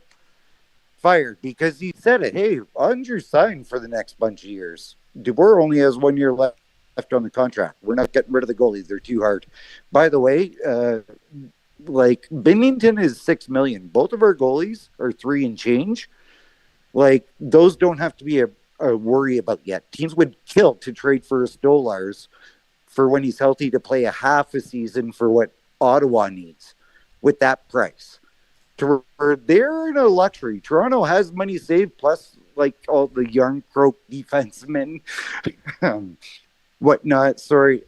Yarn Croak and all these players and all this junk that's going to go. You're already building up for not this year, the next year. It's just about playing a very good, strong, beat the shit out of people, make it fake effort right now like we've did to get to the last 6 games out, but the Cowan and the Knives to where we get that 5 pick, and we can do something with that pick along with these other little picks. Doesn't mean we're drafting these guys. At the end of the day, is motivators. The coach thing, we got to stop. We're talking about a new president. If a new President Chris Pronger today, everybody be like, oh my God, I can't believe what they do. Just pop a fucking name out of the hat. He's the one. Everybody said it. Way too soon. Don't you want to evaluate? He already said we want to have one by the combine and fucking before draft day. At the end of the day is fucking Brube will be out, and we don't need a Cassidy, motivators. A pitcher. So we're going pitcher as baseball pitcher. We need a Max Scherzer, not even Max Scherzer, 41 years old. Fuck, that's young. But Maurice is evolved. Cooper's always evolving. He's showing the way. We need a coach. Stop with the coaches like Sheldon Keefe, 3-pitch fucking pitcher. He'll be in the mid of the fucking order or a closer because that's all he's got. That's why he'll be gone in Jersey. He could last here with the group we had because we were lucky. This group, Crosby missed the playoffs for the first 3 years. McDavid, first couple of years, made the playoffs. Sheep year, missed the playoffs. COVID year, yada, yada, everybody, Toronto can beat the Canadian division, watch them next year. Yeah, the next year, we're still good. You know what I mean? To evaluate the team. Yeah, we got money. Yeah. All right, Jeremy, I think we'll end it there. I appreciate the call, the thoughts here tonight, and we'll look forward to hearing from you. I assume you'll probably call in Wednesday. Yeah, we'll see about Wednesday. I was trying to call. Yeah. Anyways, all right, Jeremy. I'm going to try to keep it down to my points. I got to write some notes down. I just get so flabbergasted, and when I keep all good, man. It's I got to point to that. I got to all good. I got to point. All right, Jeremy. Thank you for the call, buddy. Appreciate it. Enjoy your night. All right, my guy. All right, there you go, Jeremy on the line. All right, with that, let's get out of here with our last couple of things. Let's start with our play of the game. Okay, play of the game. We're going to go with the Easton Cowan reverse hit on Mikey Anderson. Honestly, just the physicality this kid is showing and the maturity and the snarl he's got to his game is super fun to watch here right now. So we're going to go with that. That was just the one I enjoyed the most. It's here's the 20-year-old kid who's showing he's got piss and vinegar in his game. He's showing an offensive ability. He's showing that he can get things done. And there he is, reverse hitting Mikey Anderson and just continuing to make his night a little bit more frustrating. So that is going to be my play of the game. Grade of the game for me here. Honestly, I don't even know. Doing the grades is really hard at this point, just to be completely honest with you. I just don't even know how to grade these things. I guess this one is a B. Just from entertainment perspective alone, goaltending bad, scored a bunch of goals, can't stop anything defensively. Woll couldn't make a save here tonight. got a point. That's frustrating. So we'll go with like a B. But with that, let's get to our final segment here to wrap things up. It's the segment we've been doing over the last month to close out every show. And that is the 2026 NHL Draft Lottery Simulator. The Toronto Maple Leafs, as of right now, points percentage-wise, sit sixth. Kind of funny that the team that traded a fourth round pick and a second round pick for a player on the Maple Leafs is actually jumping the Maple Leafs by 3 spots here tonight. They jump up. The Seattle Kraken currently sitting 5th and pushing out the Toronto Maple Leafs. So that's a little bit tough because we've been sitting here all night staring at this thing and Toronto was in 5th. But with Seattle's loss, they move themselves into a 5th place position and move out the Maple Leafs. So with that, let's get to our one sim. One sim, everybody knows the rules. Let's do it. St. Louis wins. The Maple Leafs give the 6th pick to the Boston Bruins. We'll shut it down there. Thank you to everybody who watched here tonight. Thanks to everybody who's been a part of the show. I appreciate all of you guys who called in, who sent super chats, who liked the stream. All of that and more. I will be back on Wednesday for another game preview, another post-game reaction to dig into everything that happens in game number 78 of the Toronto Maple Leafs regular season. Thank you all for watching. Hit that like button on the way out. Subscribe to the channel. We'll see you on Wednesday. Until then, keep believing. For more content just like this, including game previews, post-game live shows, Leafs Morning Take Monday through Friday with Nick Alberga and Jay Rosehill with special guests, as well as instant reaction videos, make sure to subscribe here to the Leafs Nation YouTube channel. Turn on notifications so you don't miss anything, and